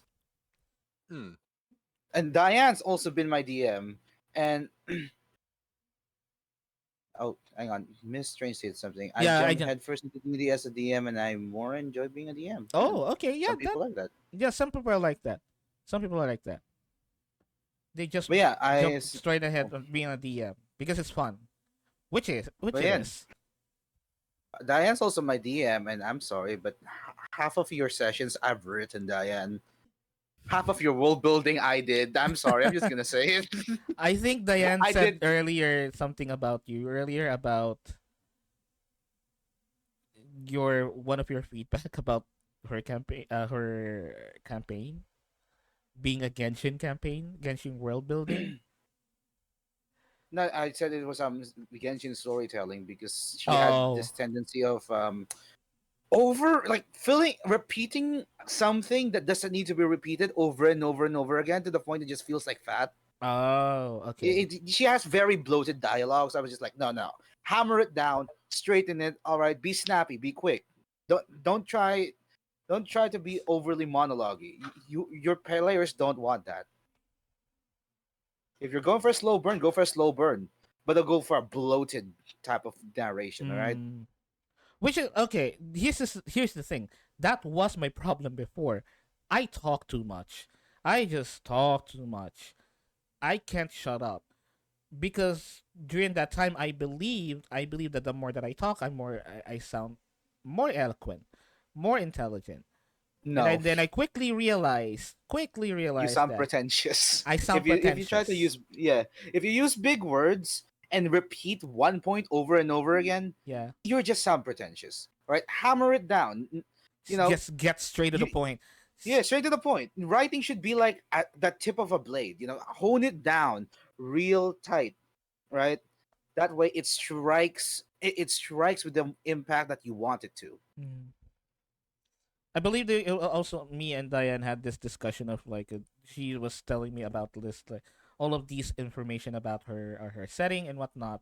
And we got to the point of like we're talking about like economy and whatnot. And I actually told her that you don't really have to write that down, nor you don't have Exactly, to worry exactly. about it, because That, your that's a lot players of things. wouldn't care about it. Your Eh, players don't care about it. They care about their characters. They will exactly. ask you That's what why they need to know and what they wanted to know. And that's where it comes in. If they that's talk about also a lot. economy, you give them Oops. something about economy. I'm sorry, go ahead. Hmm. I don't know, that's just gonna say that's a big mistake a lot of DMs make is just they get too much into the bureaucracy and how the world works and what systems, what laws and shit pass because of this and that historical figure did this and this that. No, no, no, none of that. We aren't here to learn history. We're here to do cool shit with cool characters, And right? Hmm. and the thing is, your players would ask for it if they wanted to. If they Mm, want it, if they want that information, your characters would just ask for it, and then you can present it to them. That oh, okay, what's the government here? It looks like. What is the who is the leader? And then you answer. But that doesn't mean that you have to like spend Unless it really many days pertains to and the story, nights. like, oh yeah, necromancy is illegal, then you could like build that into the yeah. story. Yeah, But a lot of DMs say like, "Oh, their economy is so strong because they have this deposit or whatever, or their trade is mainly this, and their main export is this." Like, you know, you're not building, you're not running a city builder, and even if you are running a city builder campaign, yeah. you should hand wave that, right? You should just we're not here to play politicians and having to do business and all that, calculate how much capital a country has or something.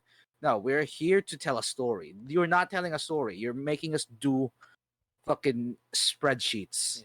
Yeah, and, and this would be harsh. Okay, this would sound harsh, but this is true.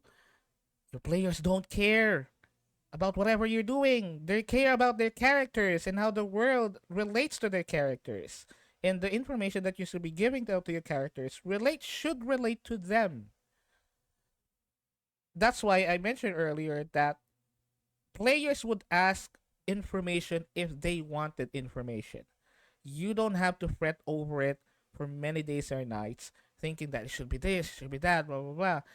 those information that you can just set aside or even don't make them at all.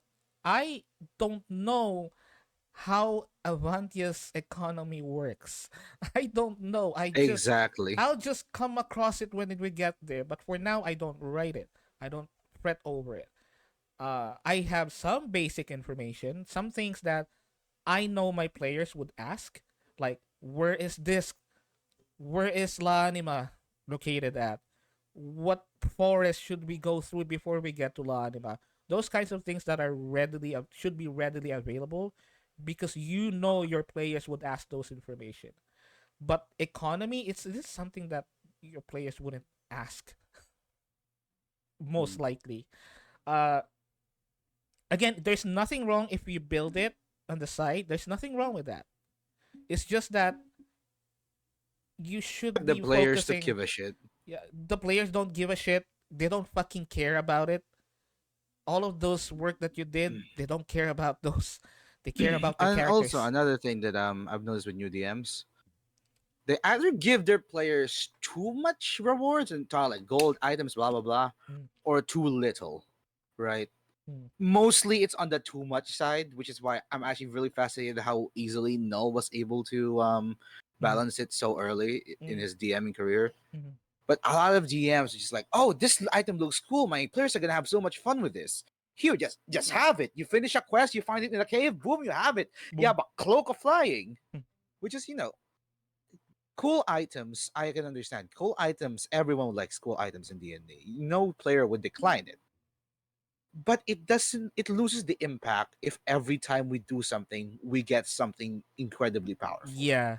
I've seen DMs give players belts of giant strength Like what? So, huh?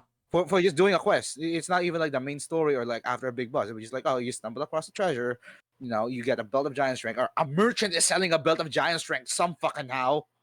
Somehow. How? Somehow they got their hands on the belt of giant strength. Yeah, balance your player rewards, right? Or I'm not gonna say. actually, make Hmm? it more. It's more of like make more sense in Hmm. terms of like how why do they have this item now? Uh, Create a story around that item, basically. Like, for example, you can actually create a story out of like the fact that this giant belt of giant strength is in this particular shop. Maybe it was stolen. Maybe it was smuggled. You have this whole conspiracy about it. Your players would notice, why is this kind of like a super rare item in this shop? And Being then, sold for hmm, relatively low price too. yeah, being sold for a It's almost like relatively someone's trying low to get rid of it. price. Was it smuggled? Do you have the whole smuggling ring at the bottom of the city? Doing some shady shit? That could be a campaign. That could be an adventure. Make it make sense, right? You can do that actually. You can build around that. Uh, I believe that what would like to say, Titus, is if you don't give your player characters items if it doesn't make sense to give them those items. And it should just at least feel earned. Like something Yeah, as powerful as a belt of giant strength should be earned. it. You can't just give us that because it diminishes all other items after. That's why in Riders campaign we've been playing for 2 years, right? Almost 2 years. Yes, almost 2 years. We're almost 2 years. Who's gotten a new magic item aside from their starting item? Oh no, I give you all magic item starters, but you haven't. Yeah, but I who haven't really after gave that? you. Who got anything after that? 2 years of this I campaign, and we think haven't got. it's only Archeon with the Sayega, with the Elred sword, Yeah, and I lost it. and you you you took it lost it. away. Yeah, and you lost Yeah. it. So you went back to whatever you have, and you were Mm. shipwrecked right now. So all of your money are lost. A lot of your items are lost because of the shipwreck, and now you go back to zero. You can also do it like that. There will Mm. be some moments. There will be some moments that you realize, oh, I basically gave my players too many items. You can also build a story around it, around that idea that maybe there might be a moment where they would lose it all. Or hell, maybe here's Maybe. an idea. If anyone in the chat has ever experiencing like, oh, there's you accidentally gave your players too much items. Here's a plot hook for you, all right? Yeah. Those items attract people, Yeah. bandits, whatever, and they're all just conveniently staying still in this one group. If someone would just be quick about it, they can get a massive payday out of that. I was Take about it to as you will. I was about to say something about Marina's character about that, but I realized I might have not explained it to you guys, or you haven't really talked to Miller about it, I guess. Unfortunately, I haven't really been had the time to really properly play in a while. Wait, my players don't want to know the history of Lord Rumblebottoms and how he remade the sewage system? No, they would like to know Unless that. this, They would like to know that, but put it in such a way that it was not waste of time and it still relates to the story. Like if like for you can create a whole adventure for that. Why Lord Rumblebottoms remade the entire sewage system? yeah, Was if it's just like, why? oh, the sewers are more efficient now, no one's gonna Hmm. care. But if it's like the sewers lead to a dungeon, Yeah. there you go. You got a Was plot. it being remade or was there something else in the sewage system Mm. that are being dug up? Maybe a hidden city. Maybe a hidden passageway to another part of town that has been in underground for millennia.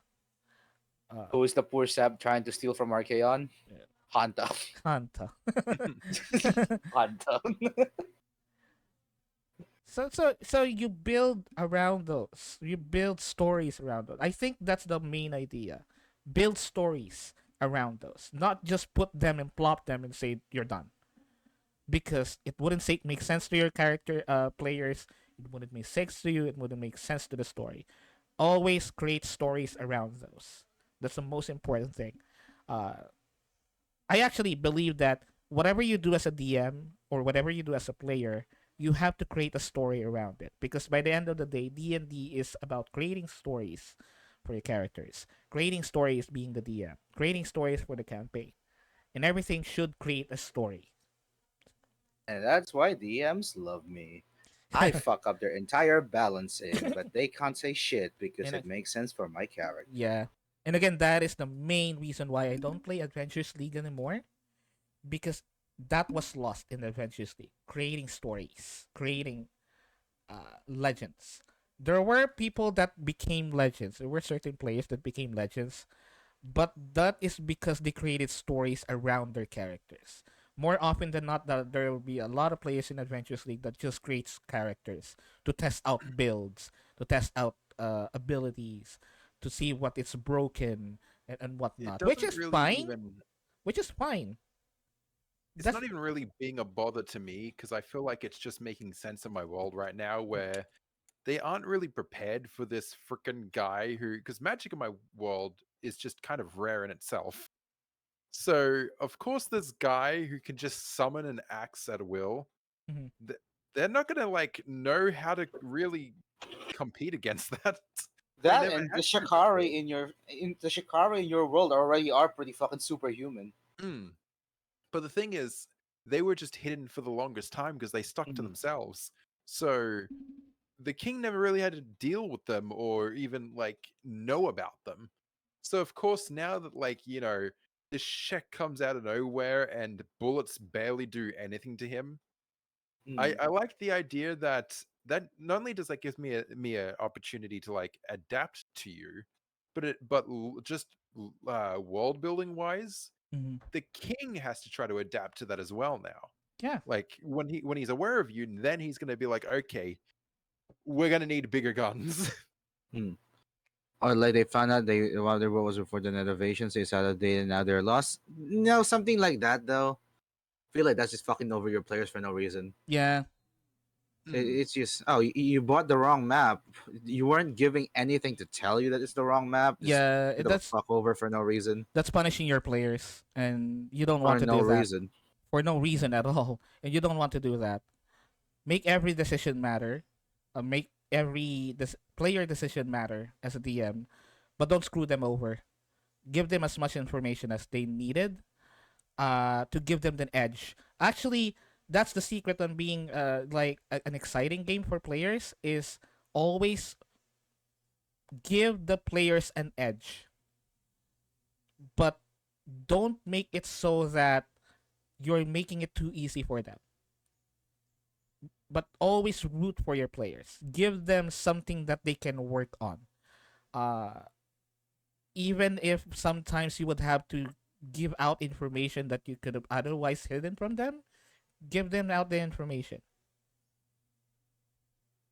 But don't outright give them the answer. Just give them information so that they can be pointed at the right direction or be pointed at the right like perspective of where they need to look at, where they need to go, where they need to observe and whatnot.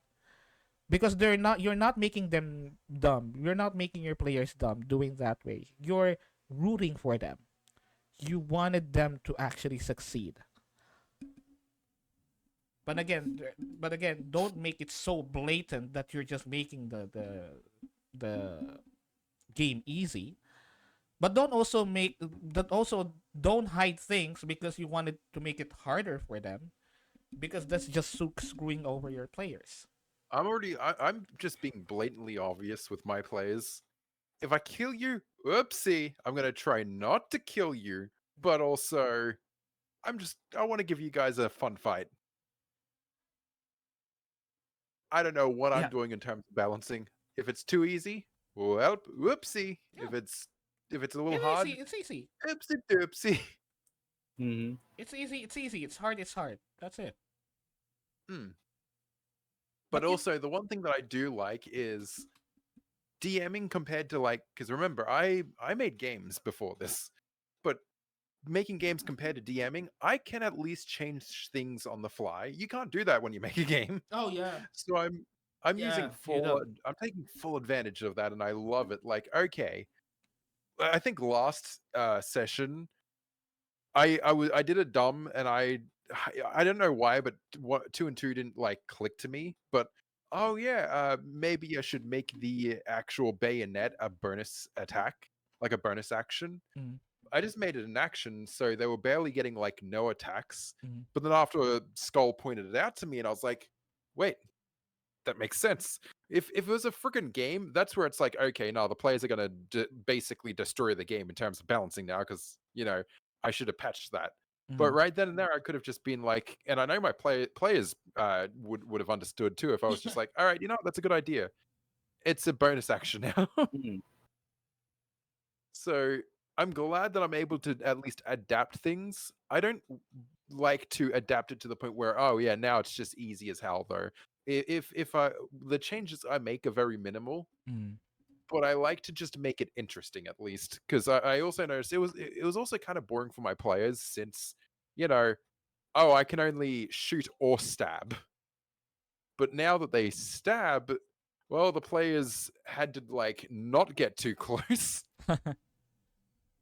So yeah, I did that to make it a little more interesting, and I just gotta say, I have the best players. I'm so glad you guys understand if I do a poopy moment like that. I'm like, oh, I could make this better. They rarely call me out on it, or Titus, the mad lad himself, will just be like, this would be really cool. Hmm. Like, if you actually notice, Null, every time you do a session and I feel like you're missing something, it's like with the wolves, right? I was just trying to push you to the direction. The very first wolves encounter is just like, I was trying to push you. Like, I mean, they don't look like they're starving, so we can probably just scare them away, like trying to nudge Yeah. you in that direction, because that would be just make sense for wolves. Yeah. Mm. Like, that's what I like to do with starter DMs. Yeah. And Okay. I'm glad that I have you to do that, because it also just, the thing is, I don't prepare that much anymore for what I'm gonna do. Hey, Azazel, welcome. Hey, Azazel. Hey, Azazel. He Hello, found his hello. working phone, guys, or he brought Oh another my- one. Who knows? let's Nah, he's too Oh cool for go. my that. God. He's No, probably wait, no, wait. borrowing his His- friend's phone. Let's His go. internet is stable enough for streaming. Oh shit. Shit! Wow. Sheesh. Sheesh. But yeah, what was I saying? I mind blanked because my brother came in and told me something. About the wolves. Oh yeah, no, I'm really glad that you could do things like that though, because for me, I prep what's just needed. Mm. And at this point, and I think it's probably the best way to do it, I just kind of see what happens. And that way, like, oh, if I make an encounter and if you kind of want to scare them away, I Mm. then just adapt to that. I don't Mm. go, oh, but I had this encounter, it was cool. I just like going, oh, okay, that's what they're doing. Sweet. But sometimes I think it's funnier just to be like, no, like that time where Skull tried throwing those what was those things he threw, the spiky things, or not Yeah, even spiky, the they were ball balls. bearings. Yeah, he threw them down. I just thought it would be hilarious if I was like, well, you didn't open the bag. Yeah. You just threw the bag on the ground. Everyone has messy hair. Yeah. And we look goddamn good with it. No, I just have messy hair because stress. That's it. Excuse me. I put work into my hair. How dare you? Yeah, he put extra work to make sure that it looks like a tub of mayonnaise was spilled onto it. Exactly. Wait, what? Exactly. I'm gonna kill you. I remember that guy. I remember that guy that uses mayonnaise for his hair. Oh God, no! Oh, okay. Big He Ed, doesn't exist. Big He doesn't Ed, exist. He Big doesn't exist. Ed, Big Big Ed. Ed. Big Ed. Mayonnaise in your hair. Ew. I am allergic to this. Can we please stop talking about mayonnaise? You're gonna summon typhoid. Ah, good idea. Hang on, advertisement. board. No! What are you talking about? You all have fabulous hair. No, I don't have fabulous hair. This is stress. No, they don't have fabulous hair. I have the best hair. I don't have one. This is stress you're seeing. My hair is better than their hair. Fuck you. Okay, time and place, but also Not right Bromo. here, right All now. bromo, all bromo, no all homo, bromo. bromo. All bromo, no mayo. Yeah, come on. Pick up Yeah, that- of course. No bringing mayo into Not the here. bedroom. Not in my office. Get out. No, don't worry. We'll fuck We have a outside your desk trailer. right here, though. I don't want. We'll just I go. don't want my buddy here boing to see fucking degenerate shit. All right, get out. Don't worry, he won't. We'll just Oh, take by the over way, his what life. is the story about that? Because I've been Boing? interested. That thing on your soul. Oh yeah, Boing. he's boing. He's a dude. Okay, so here's my. All right, I guess here's my backstory as a VTuber. I am just a salary man, basically nothing special at all. I am not an alien. I am not a half-breed dragon. I am not a time traveler. I am not a realm jumper. I'm just a salaryman until I get this like alien thing, like a box, that apparently turns into an armor. Now, when it's not an armor mode, it becomes my buddy here, Boing. He's cute. Hmm. He's just there. He's just smiling, staring at your soul. That's it. We should introduce him to Cackles. I should introduce him to Cackles. So basically, he's like my buddy slash henshin device. I love that we all Transformation have device. something. We all have something. And also the other thing, like the technical backstory of it is, my face is hidden most of the time, so I have no way to emote, and Boeing does that for me. So basically, Oh, that's awesome. yeah. Oh, that's great. So because there's no way for you guys to see my face ever, it's Boeing that does the emotes for me. So matter of fact, the ones that the new model that is being worked on, most of the emotes comes from Boeing doing the emotes, That's awesome. and it's just me doing the same thing. Now I do have toggles, but I didn't set them up because I'm lazy. So yeah. He's my buddy. He's I so still cute. have to set up the bot completely for my chat, but I'm too lazy. Me too, bro. Me I am- too. And the in Vido too, the one that I'm using right now for like my reactive image, I can toggle it. I have toggles that I can change. Whenever I'm smiling, whenever I'm angry, blah blah blah. But I'm just too lazy to set them up. At least until the new model comes in. Or my new Yeah, armor with a comes mod- in. Yeah, with armor like that, you're gonna wanna. Yeah. And I just wanted to have like this unique idea that you cannot see my face, so I emote through other ways. such as my buddy here. But anyway, going back. I got giggles, and he's literally just a skeleton with a top hat, and that is all he is. You got giggles, I've got cackles. Fuck yeah. Giggles and cackles. I'm trying to find the picture of him, but I can't find it.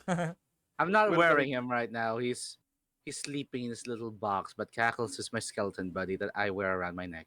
Nah, giggles. It was kind of funny to Ryder is me and Titus, without knowing it, we both created our, I want to say pet, but except it's not for Titus. But we both had the exact same inspiration without telling each other.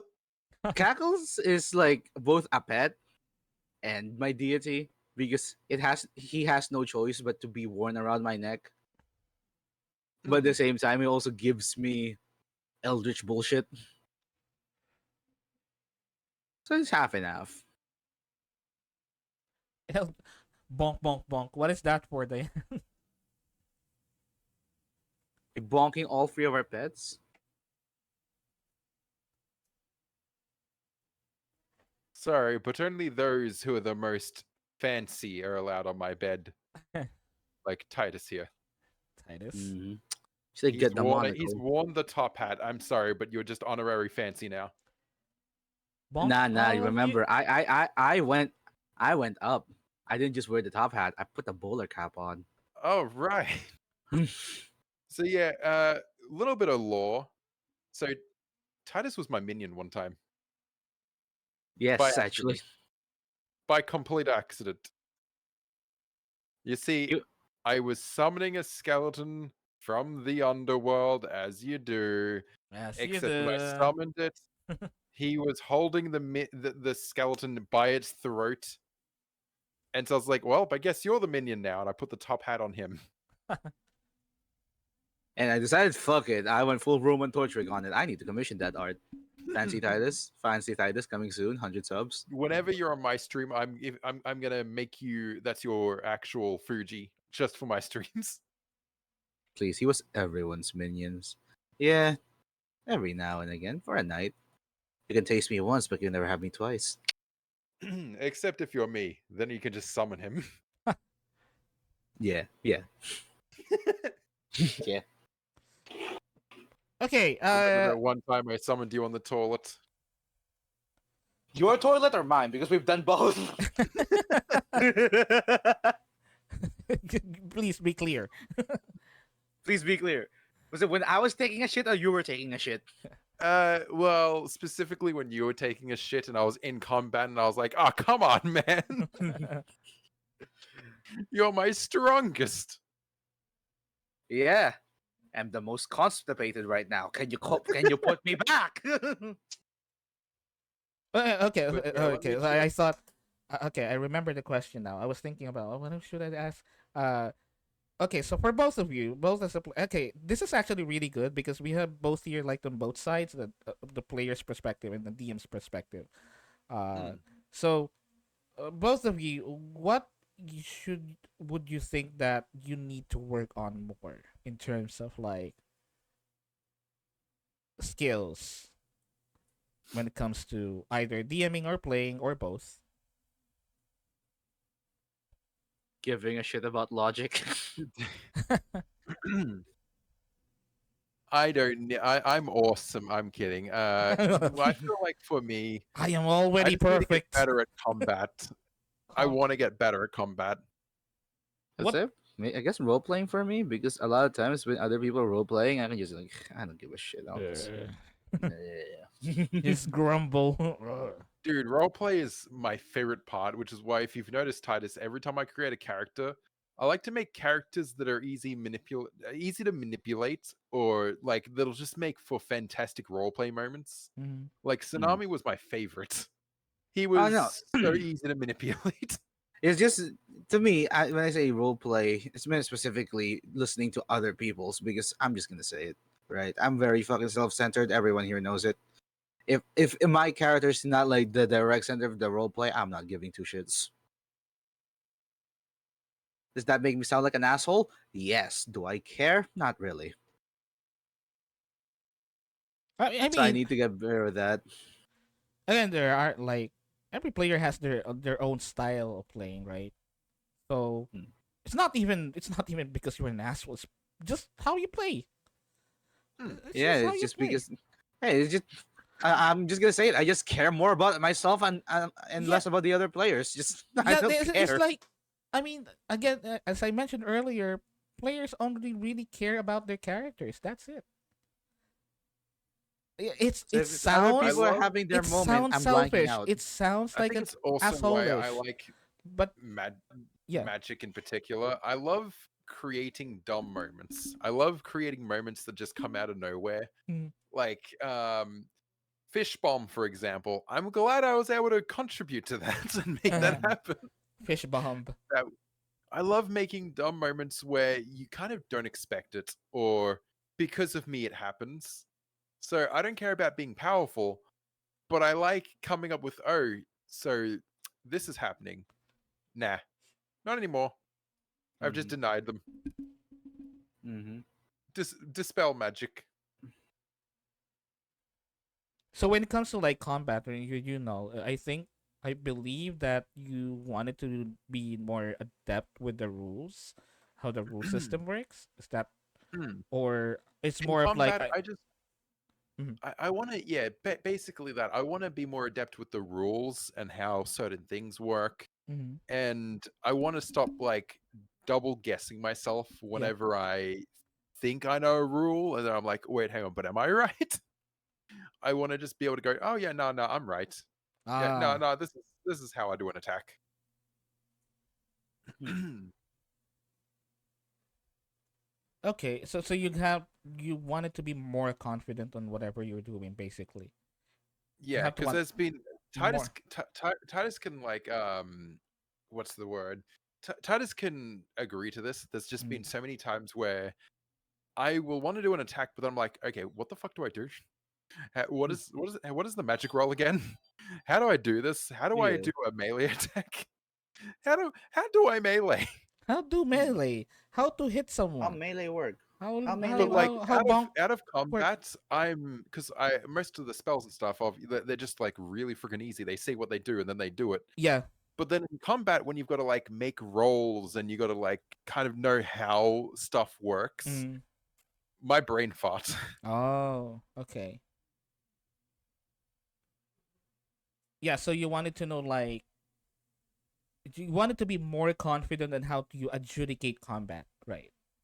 How you Yeah, how would you would determine what to roll? What's the best kind of role that you would need to have your player I roll I kind of to just want to know resolve? anytime an attack happens. Mm. Like I don't care about knowing every spell and Ah. knowing how to grapple and everything. But for me specifically, when someone says I'm going to use this weapon Mm. or I want to do this, I want to just off my head know. Oh, okay, I just know that. That's how this works. Oh, Mm-hmm. okay. I don't. I'm tired of having to go. Okay, how does that work? And then Google. Even though I know that people don't have a problem with that, Mm. because from what I've heard too, it is just difficult to do that and know everything about like every spell, Yeah. every attack. But at least I kind of want to know how to do most of the basic melee stuff or a Oh. basic fireball and without going, okay, Google, what is this? Ah, Because okay. it also, in my opinion, just slows things down when I've got to Yeah. Google. Yeah. That's why I heavily I definitely agree with you wanted to work on this because yeah, it does bog down the game, which is also kind of my issue as well. Actually, we do have that same kind of the same issue when it comes to combat. Like there will be some moments where I just stop and think, what should I do? What should I do? What should this creature do? Uh, Although how I do it is I'm more focused on what my creatures would do than what will the characters do when it comes to combat. The only time that I would pay attention on what they will do is if it is their turn and if they're Which about makes to sense. I roll. mean, in the mindset of the monsters that you're running, they wouldn't fucking know what these guys are gonna do. Yeah, that's the whole idea. Is from the creature's perspective, the creature's POV, they have no idea what the player's characters would do. So that's why I'm more focused on my creatures than what the characters would do. And the only time that I would pay more attention is if I need to adjudicate what will happen based on what they wanted to do, based on the actions that they wanted to take.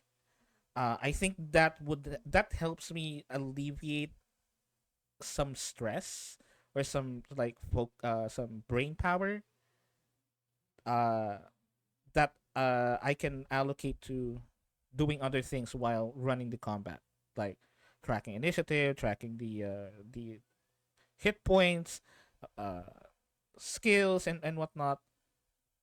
I think that should help. Now, in terms of like being confident on learning the rules more, that is perfectly fine as well. Actually, that is also really, really good if you're able to familiarize yourself, at least not really memorize, but familiarize with at least the most frequent situations in combat that you can think of that usually happens. Like, for example, if there is like a paladin, most likely they would smite, so you would need to learn how smite works. Hmm. So if you have a PC that is a rogue, most likely they would do sneak attack, so you need to learn how the sneak attack works. Something like that. Or if there's a monk, most likely they would do flurry of blows, or most likely they would use key points to step up the wind, to run away, or to jump. That could Hmm. be also like a helpful way to alleviate some stress with memorizing or familiarizing with everything. You don't have to familiarize yourself with everything.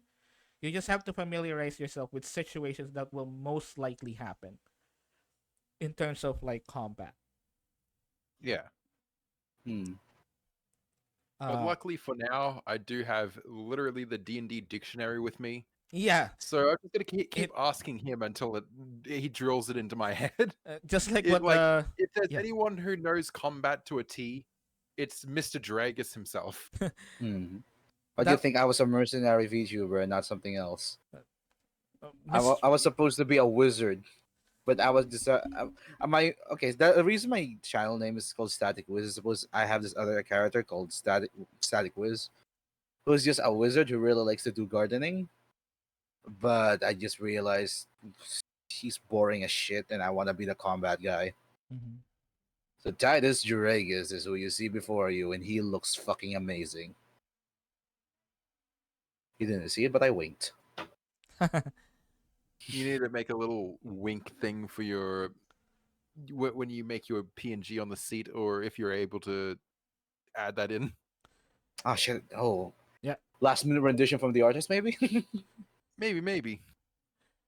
But yeah, the thing, I guess the thing that I'm mostly struggling is, believe it or not, and this is something that you always commend me for, but believe me or not, this is something that I really wanted to work on more, is balancing act between educating and describing combat. Uh, I I know that you always praise me for how I like describe what is happening during combat, but that is actually Fucking take something it. that I'm working on constantly. You are you rejecting the praise? You better not be rejecting the praise. I'll fucking stab you. uh, okay. Take the praise. Take Yeah, the I'll praise. take it. I take it. I take it. Okay. Okay. Okay. There you go. Okay. All right. Why do you have a fucking? Why do you have a fucking dagger? uh, where did you get What do that you get? dagger? uh, Where'd the Did you security steal that go? from Skull? but that Oh, is shush. also Okay, like, he's asleep. believe it or not, that If is it's got a something. mustache engraved on the handle, that's mine. If it's got a skull on the back of the handle, it's Skull's. It's Okay. got both. Uh What the oh. fuck? Uh oh. But yeah, that is actually something that I also really struggle even now, is to try to describe what is actually happening in combat, because of this like sheer desire of, I don't want to make my combat boring. That's it. This is a role It's playing game. not. This is a role playing game. I don't want it to be boring. I don't want it to be a video game. I want it to be role playing. that's It's just because a lot of players think that just because the role play has ended and and that because initiative's been role play ends. No, no, no, no. It combat is part of role play, right? yeah. Everything about D&D is role play. That's that's the thing because also that's a thing that I noticed with other DMs. Like they would just tend to roll for it, just roll. Okay, you got the damage. You got blah blah blah damage. Roll for sneak attack. Blah blah blah. Okay, enter. Kind of like that. It's boring. You're in a role playing game. You might as well role play because this is not a video game where you're restricted with like programming and shit. Might as well.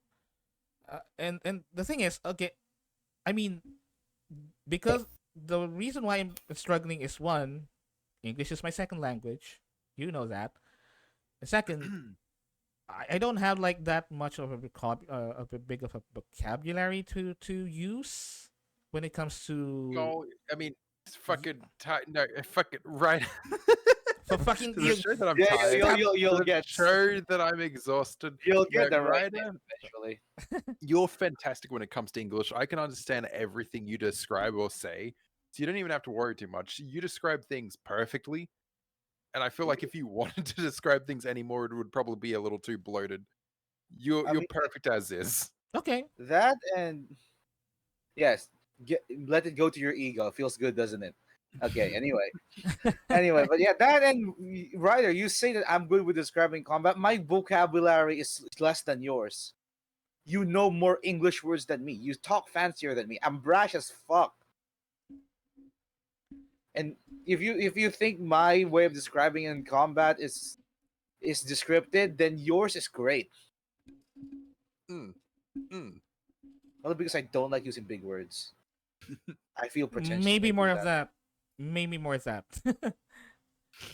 But yeah, that is something that I still wanted to develop more is to be able to narrate dynamically, especially in combat. Because in Hmm. combat, I kinda still all over the place. Because my brain is turning into mush by like this trying to describe what I see in my brain, kind of thing. Sometimes my brain sees this scenario, but my mouth is saying the other thing, or the mouth says different than the brain wanted to say, kind of thing. You know, there are those moments where I just really struggle with My mind how says I'm straight, but my mouth has balls in it. how would I be able to describe it to my characters what I see on my brain, kind of thing. I see the scenario in my brain, but I cannot for the life of me explain it in a way that my players see what I see. Say it as is, I guess. Well, how I do it is just Devil May Cry combat. Yeah. There's no fucking fancy. Oh, you do this flurry and this. No, you fucking slide under the cunt, pull out your guns, shoot them up in the air like a fucking like a Yeah. fucking juggler, and then you stab But him through the chest and split him in half because fuck it, but why the not? but the thing is, if you are the DM, you should have this like option to also describe what is happening to the target. So you shoot a gun, okay? You shoot a gun. What happens to the target? The target had their brains blown out, like blood, brain, and sinew and skull pieces flying around. Uh, there's one guy that was like splattered with blood just right next to him and was screaming in terror of his buddy buddy losing his half of his head. I feel like you don't really need to explain everything that happens because Yeah, of the guy exploding. You just need to like explain how he explodes, and you're good. yeah. Okay, we'll make it shorten. You make it way shorter.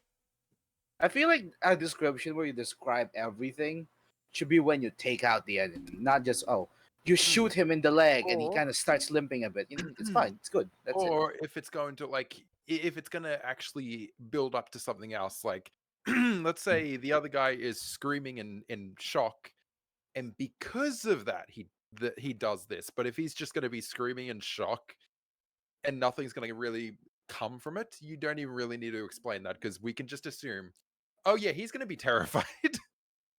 I mean, another thing that people don't tend to forget when they do descriptions. Why would you describe that guy screaming on the other guy's turn? That guy has his own turn. You can just say he screamed on his turn. Yeah, You know? that makes sense. Make it do it on his turn. Yeah, because remember, all of the attacks happen at the same time. 6 Hmm. seconds in Mm. one round. People don't realize how quick D&D combat actually is. Yeah, Hmm. true. Some people see it as like super slow motion. No, it's 6 seconds. It's A actually fighter doing 8 really attacks fast. is like Virgil doing a judgment cut. Yeah, That's how fast this D&D combat is. like 2 swings in 6 seconds. Like multiple swings in 6 seconds. Wow. A monk doing like 8 attacks in 6 seconds is fucking impressive. Like, I do shadow boxing. Fucking hell. Dragon Mm. Ball shit. Nah, that's not Dragon Ball, that's JoJo shit. Muda, Muda, Muda, Muda! I It's pretty short Muda, but it's still fucking Muda. I'm making a monk one day, and he's literally just going to be a JoJo character. I already got one. Boy. He's got to stand. It's literally Oh yeah, like no. Remember, I've got the guy with the mustache. the Oh, fuck yeah. With the mustache for eyebrows. the astral self monk is literally a JoJo stand. They're literally a JoJo stand. Give me a second. Do we still have that? Because We still have sometimes Yukayama, yes. We still Because yeah, have it. sometimes I just throw discords into like an actual box and I don't look at them ever again. But if I do, where is that? Give me a second, because I'm pretty sure I put the picture in there. Doop, doop, doop, doop, doop, doop. Oh fuck yeah! Oh It's so yeah, fucking yeah. old. Come on, where did I put it? Where did I put it? I swear I sent it at some point, right? I swear if you lost it, this thing has like what, 6 channels? What? It's an old Discord of ours. Did I ever send it here? Is the thing, because I don't know if I ever sent it here, but You said the one guy who's like, you know, the really realistic looking guy, the realistic picture, and then you just put the fucking anime eyes on it, and he looks like fucking, he looks like Pewds.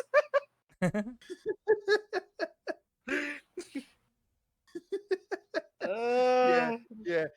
Kenji Fujisama, fashion designer, stand name, kiss of ecstasy. Okay, should we give them context or? Okay, so I was going to, me and Titus were both going to create our own roleplay game, but it was going to involve stands and it was going to be JoJo because we thought it would be hilarious. Yeah.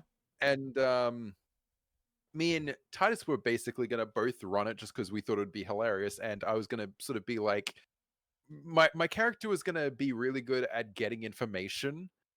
And people who are going to play, it's basically just me and Titus setting up situations or moving along the story and seeing how they react to certain things. But it was literally just going to be JoJo.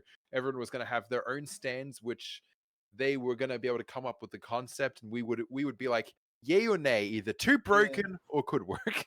Okay. Yeah. But in JoJo, everything's kind of broken. Yeah, everything's broken. My until it character was isn't. supposed to be like the NPC you go to whenever you actively look for trouble. You know that NPC in every game. Like you go to this NPC and just like, yeah, I want to get fucked up today, and let's see what this guy doing. And And the funny thing is, Hmm? no, remember the name of that character that I was gonna play that? It's Jax. It's the prototype Jax. What's his full name? Tell me you made it a pun. Jax Daniels. Perfect. That's where the idea. That's where Jax started. Remember? Nice. But yeah, this guy's name is fucking Kenji or Kanji Fujisama. He has a stand called Kiss of Ecstasy, Mm. and his ability is when he kisses people, he turns them into lifelike mannequins. Oh. Note: hates seeing people age and lose their natural beauty, so enjoys collecting people and turning them into lifelike mannequins that don't age or lose their young appearance. Mm-hmm. And he was going to be the big bad, Mm-hmm. and then we never came back to it. We got too lazy. There Yeah, should but be like if it is a JoJo stand, there should be like a big requirement for it. Not I do feel that it is not only the kiss that should be a requirement for the stand to work.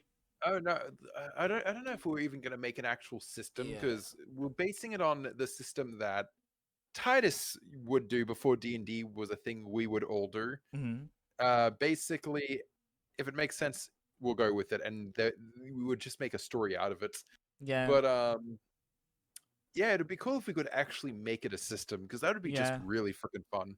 I mean, at the top of my head, probably one of the rules is if you create an ability for a stand, it should have a huge deficit. It should have a huge requirement. Like for example, the example that you gave, like they need to kiss the individual before they can turn them into a mannequin, and maybe the mannequin cannot move.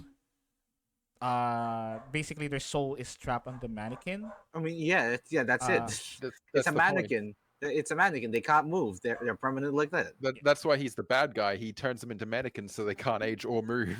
They're supposed to be the big evil guy too that everyone needs to take down. So it's like we kind of allowed him to be a little more broken Yeah. than But someone I would feel usually it be. should have like something ridiculous that he needs to do before he even turns He someone into kisses a them mannequin. on the lips. Yeah, He- kind of he- something like that. Yeah, he kisses them on the lips. That is what he has to do. Like Hence the name Kiss of Ecstasy. like for example, let me give you an example of an actual JoJo character, Funny Valentine. He can slip into multiple realities, multiple alternate universes. That also has himself on those alternate universes. That also shares What? ghosts. But what he needs to Oh, do to no. do that Not is Valentine. yeah, what he needs to do is to slip into a corner, air quotes. Uh, the idea of corners is a little bit broad for Funny Valentine because what he can consider as a corner is, let's say, between a door and a wall. Hmm. So what he does is he has this flag of the fucking United States. He drapes it over him so that he can slip into the other universe because that is a Of corner fucking for him. course, he has the flag of the United Yeah, States. because he's a Is this fucking Homelander but kissing? but he's fucking president of the United States, so of course. Oh man, imagine if that's where they're building up for Homelander, if eventually he's going to be the president. That I don't know. that would be so cool. Yeah, I mean, it kind of makes sense too for his character. yeah. Of course, he would want to be president. He's that pretentious. Mhm. You can't go on. That's got to make sense, Titus. It's got to happen at some point. I mean, he's already putting the head popper chick in office, right? Yeah, So it's like, hey, maybe he'll see her and he's like, okay, no, you ain't having that. I want that now. I yeah, want there yeah. now. Because I mean, remember he wanted to be the leader of Vought or the Mhm. owner, and I feel like because that's just who he is, he's gonna want more. Oh, Mhm. that's so. I hope that happens. I hope that happens. If we predict it, Season we are season better than game 4. theory. We're better than game theory. I mean, we already are, Mad Pat. You're fucking cringe. Actually, you know what's hilarious? Mad Pat actually kind of got his crown back last minute because on the day that the DLC released, yeah, he just predicted the whole ending. Wow. He uploaded a theory on the day of release that just was like, okay, this is what's happening at the end. I mean, at this point, MatPat is like a fucking scholar of FNAF. At this point, he's It's like, kind of funny. he's not even an to see- expert. He's a scholar. It's kind of funny though, because there was such an era where everyone hated him for saying like, "Oh yeah, this guy is possibly a robot," and now everyone's like accepting the fact because, oh yeah, maybe he is. Geez, Scott's the one to blame, not Matt. Yeah, Hmm. the whole But the God, whole yeah, it's Michael just- thing about him FNAF being is so a robot. convoluted and Yeah, it's so. Mm. That's why I kind of like got So disinterested bloated. because it became so convoluted. Here's at the the thing: end. FNAF was good when all it was about was ghost haunt suit. That's Yeah. it. That Why was did they have to why make I it a liked science FNAF. thing? They tried to make it a science thing. Yeah. Like, oh, remnant and all this Yeah, shit and all these soul essence and remnant bullshit and bringing back the What made daughter it with the creepy was the suit. fact it was unexplained. That's what Yeah. made it creepy. That's what made it cool. Like I Mhm. love the idea of purple guy. Like purple guy just wanted to kill kids. That's it. But But now he needs a reason, and he yeah, needs here's a to have an reason. actual character and Scooby Snacks. And he's a dad and, uh, and all of these it would have been just so much better if the entire mystery is just who were these kids, who was purple guy, and that's just all they went for, right? yeah, You know? just stop there. Just stop there. Don't make it so convoluted because the books when they release the books, that's when it gets convoluted because the books doesn't even have like direct information And from the what's really game. annoying is the books were at first supposed to not be canon, because that's Yeah, what Scott said. The supposedly. books are not canon, but now the books are starting to be canon because of the fact that stuff that happens in the books, you see it happen in the games. There's this one book that was talking about this thing called the Mimic, Mm. and you'd only know of it from the books. Oh yeah, that's in the games now. And it kind of like got to the point where like obviously Scott Cawthon like was backed into a corner to write more. uh it's literally a Toriyama situation. And we're talking about this last night with the whole Dragon Ball thing. You feel when a writer was backed into a corner and just writing stuff because they were asked to and not because they wanted. And this is also the case of Scott Cawthon. You know that the purple guy being revealed should be the end. That's it. It should be the end. It could be just as simple as the purple guy just like to kill kids. That should be it. Actually, even the Golden Bunny, I kind of find interesting, because it was like a retribution, divine, almost divine retribution, and almost like karmic justice on what happened to him when he got, Yeah, I feel like when he that was then, trapped and then like on I feel Springtrap like, yeah, exactly. I feel like him Mm. being burnt down and back being in burnt FNAF down. Yeah, 3, that was just perfect, because it was literally, okay, there's this murderer called Springtrap and then dead. And then after they brought him back, he just looks terrible now. His design used to be so cool. I kid you not, I would put his old OG design up there right next to fucking Jason and Freddy and all that, because it's just so iconic. And the fucking rotting skull that he would show whenever he kills you, like take off his fucking mask and then reveal like the rotting skull underneath, is so fucking cool. And now he's just Peepaw Willie. Mm-hmm. There's just, why did they have to ruin him? How did you ruin him? He was so cool. How did you ruin something They like didn't that? need to Genuinely. change the design at all, but they did. It looks like that was, seeing the design side by side, it looks like the original one is obviously official, but the new one just looks like a fan-made model. yeah. It's so bad. I never really played the games. Actually, I just never really played the games at all. It was not interesting, but I was interested somehow with the story, because of how fucked up that is at the start. Uh, but I never really got into the games, even the books. Uh, and even I thought this was like the story got so Right, convoluted. this is what has happened to our boy, and it's just gonna upset you a little bit. But Look then it this. gets even worse than that. It doesn't even look like he has a skull in there anymore. That's way too big to be a human skull. Yeah, the whole idea about Springtrap is you see like remnants of like human flesh in there that you know that there's a person inside that was trapped. And You then it's know it. even more annoying. Now it just looks like he should just not even exist, because look at this. Although I do have some good news about this one. So people are theorizing that this isn't Springtrap, thank God. Mhm. If we're lucky, yeah, he's hopefully he's dead. He's dead. But for the longest time, people were saying this is who Springtrap has de-evolved into, which I don't mind the hands, that's cool, but look at the fucking face. Luckily, people are saying though that this thing, you know how I said that there's that thing called the mimic? Mm-hmm. Mm-hmm. It's basically it was a lazy way to make an animatronic. So instead of being like, okay, I'll program it, it's like an animatronic with an AI. So it's like, okay, do this, copy this, but do it on stage. Mm-hmm. Well, the new Mm. big bad is the mimic, because what it's essentially been doing is, you know, Venny. People are theorizing Venny is trying to recreate Springtrap. Like, she's been a fangirl of his killing sprees. Yeah.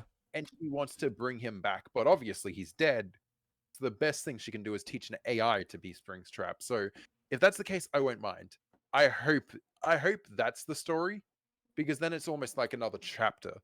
But I swear, if Scott turns around and goes, "No, this is Springtrap," I'm done. I'm done. I'm done. All right. If this is a fucking Springtrap, I've. OG Springtrap, best Springtrap. Can't change Uwi mind. na. Like, So even ganito then. Oh yeah, just talking. I was, Talking I with was just someone. talking to someone. Talking to my cousin. all good. But like, OG Springtrap was just so iconic because he just always looked, the face that he made just looked like he didn't give a shit. Like, he could kill you in a minute and not even think twice. Yeah. Like The a- other designs look like they're trying to be scary. And I think that's why it doesn't work. TTRPG talk, everyone. I mean, literally, me and Ryder kind of already discussed this might go off topic sometime. yeah, so we this will apologize. go the tangent, which is actually it's almost 4 hours now. So, uh, well, since it's almost 4 hours, Honestly, it's and I been think it's really already, fun, man. I think it's already like midnight, deep into the night in your area. No, what time is it in your? Night? Oh, it's only 7. It's almost 8 p.m. Okay, Mhm. well, it's already night. You can have your dinner. Well, actually, we can just leave it here because it's almost 4 hours now, and I don't Wanna want raid to someone? hold you up guys any longer. I don't think I. Well, if you can give me some names that we Example. can raid, we can do so. I might even just boot up my stream in a second and continue playing Monsters Inc. Maybe. I'm considering it. I mean, I'm gonna be going live in like 4 hours with some Doom, so that's gonna be fun. All right. So anyway, thank you so much for having me here. And well, any last words, like anything that you wanted to promote and whatnot, blah, blah, blah. Ryder, you're amazing. I love you. You're the best DM, and thank you for letting me be on your channel. It's weird that I'm here. You're You're gonna welcome. untie me And now, thank right? you for being here. And also, Tayo, you, about you. I look amazing. And Ryder Discord when? I'm working on it. I'm almost finished. Hmm. Null knows it. I'm almost It's looking finished. good, Titus. It's looking good. I actually have one. I'm almost finished, and I will just reveal it when time comes. Maybe I don't know. It's sooner than you think, actually. Is that why I've been kicked out of the Shinden? Oh yeah. This one already kind of exists. It's kind of funny. Me and Titus were supposed to make. No, you're not kicked out. It's gone. Me and Titus were supposed to make you a Discord, and then we just forgot. We literally kind of forgot.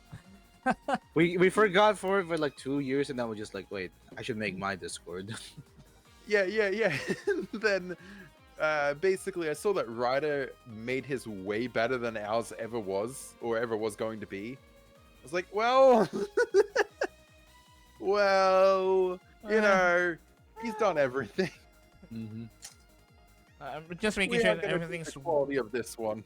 working well at least. So I'm gonna be revealing that in the near future.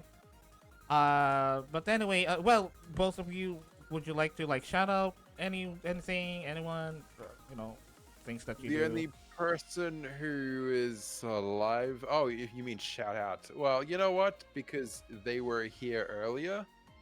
I just want to say you guys should go and watch. Wait, hang on, Miss Strange. Oh yeah, Miss Strange. They're Yeah. awesome.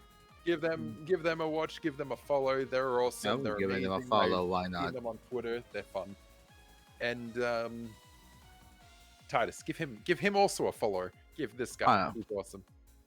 He's gonna be Damn Doom. right. He's not playing Doom. He is going to be Doom later. I am Doom. I am eternal. How I about- am hot as fuck. How about your channels? Like, go ahead, advertise, whatever. Yeah. So Titus has this channel, and it's amazing. Wait, should why go are you to it. shilling for? You should chill for yourself. What the I fuck? applaud You are in my content stream, so you quality. should chill on your own channels. And Titus also has a Discord and a Twitter. Okay, you can do the Discord. That's a co-ownership thing, so you guys don't mind that one. Yeah, should I put? Am I allowed to post links? You should be able to. I think. All right, so share Discord between me and Null if you guys want to join. There you go. We're basically between all the nuts, which technically also co-owned by Ryder because we made him mod. Deal with it, Ryder. Deal with it. All right. I'm Anyway, technically like the head, but only because I have my name on the server. But yeah, He owns the building, but he doesn't run it. I own the building. I stole it. Literally, it's a necromancer tower that I just lifted up and threw into orbit. but I guess he doesn't. Why would you do things on your own? Just hire people to do it for you, right? Mainly because I'm never home.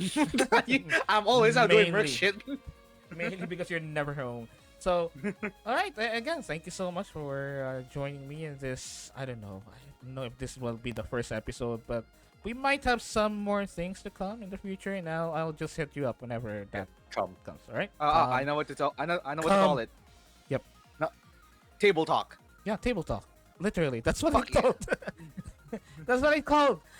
No, you called it tabletop talk. No, just table talk. way better. Yep, table talk. Okay. All right, we'll call it table talk then.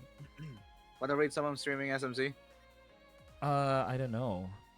Zeke the Human. Where have I heard of that? Wait, no. Do I know Zeke the Human? Let me actually have a look because I've just been following a lot of people on Twitter recently. No one actually I- streams it right now. Pixie meat. Yeah, Pixie Meat is also. Oh wait, remember? Wait. Zeke is the cool guy. Remember we raided after. Yeah, Grand he, Champions? I kind of just found him and he was just I was doing my whole shtick of like random pockets a raid and he was just like how do pockets Yeah, run? but Pixie Meat is also cool. What are you feeling, Ryder? Do you want Yeah, someone yeah, who's go playing ahead. Yu-Gi-Oh or Super Mecha Champions? Yeah, whoever we can raid. Just give me the name. Ryder, you're the one who has to initiate it. You need to Yeah, I choose. know. Just give me their usernames, so we can raid them. You know, Zeke needs more people. Zeke Yeah. needs more people. Okay, here we go. Zeke the Human. All right, so we're gonna raid them. And again, thank you so much for those who watched, for those who chilled with us, chatted, followed, or just passed by. That's perfectly fine with me. And again, if you haven't, you can go ahead and follow the channel, so you'll be notified whenever I stream, which is once in a blue moon. Also, Totally you can fine. follow my Twitter. Links is on the bottom. You can follow whatever I say on Twitter, or now X, I guess. It's a good thing that I'm turning the moon blue as well, so you're gonna stream all the time. All the time. Yeah, don't worry. I've already got the bucket of paint. You got the spray bottle, bro. I've got you. That moon right I there. was just gonna Every use night. necromancy, but yes, we'll So- do that instead. No, So- fuck that noise. So anyway, thank you so much. And also, again, I have a YouTube channel. You can go ahead and subscribe to that, so you will be able to watch the VODs. I will be uploading edited content on my main channel, so don't worry. So anyways, again, thank you so much. And And if you don't follow, we'll hunt you down. no, I'm just saying. I know where you live. I do not represent whenever their appearances are. So, Don't worry. He doesn't. We do. I'm saying it right now. so I have 7,000 nuclear warheads at my disposal. Follow. So anyway, thank you so much, I have and one. we're gonna be signing off. And as always, brave on, bye bye, I stole it. bye bye.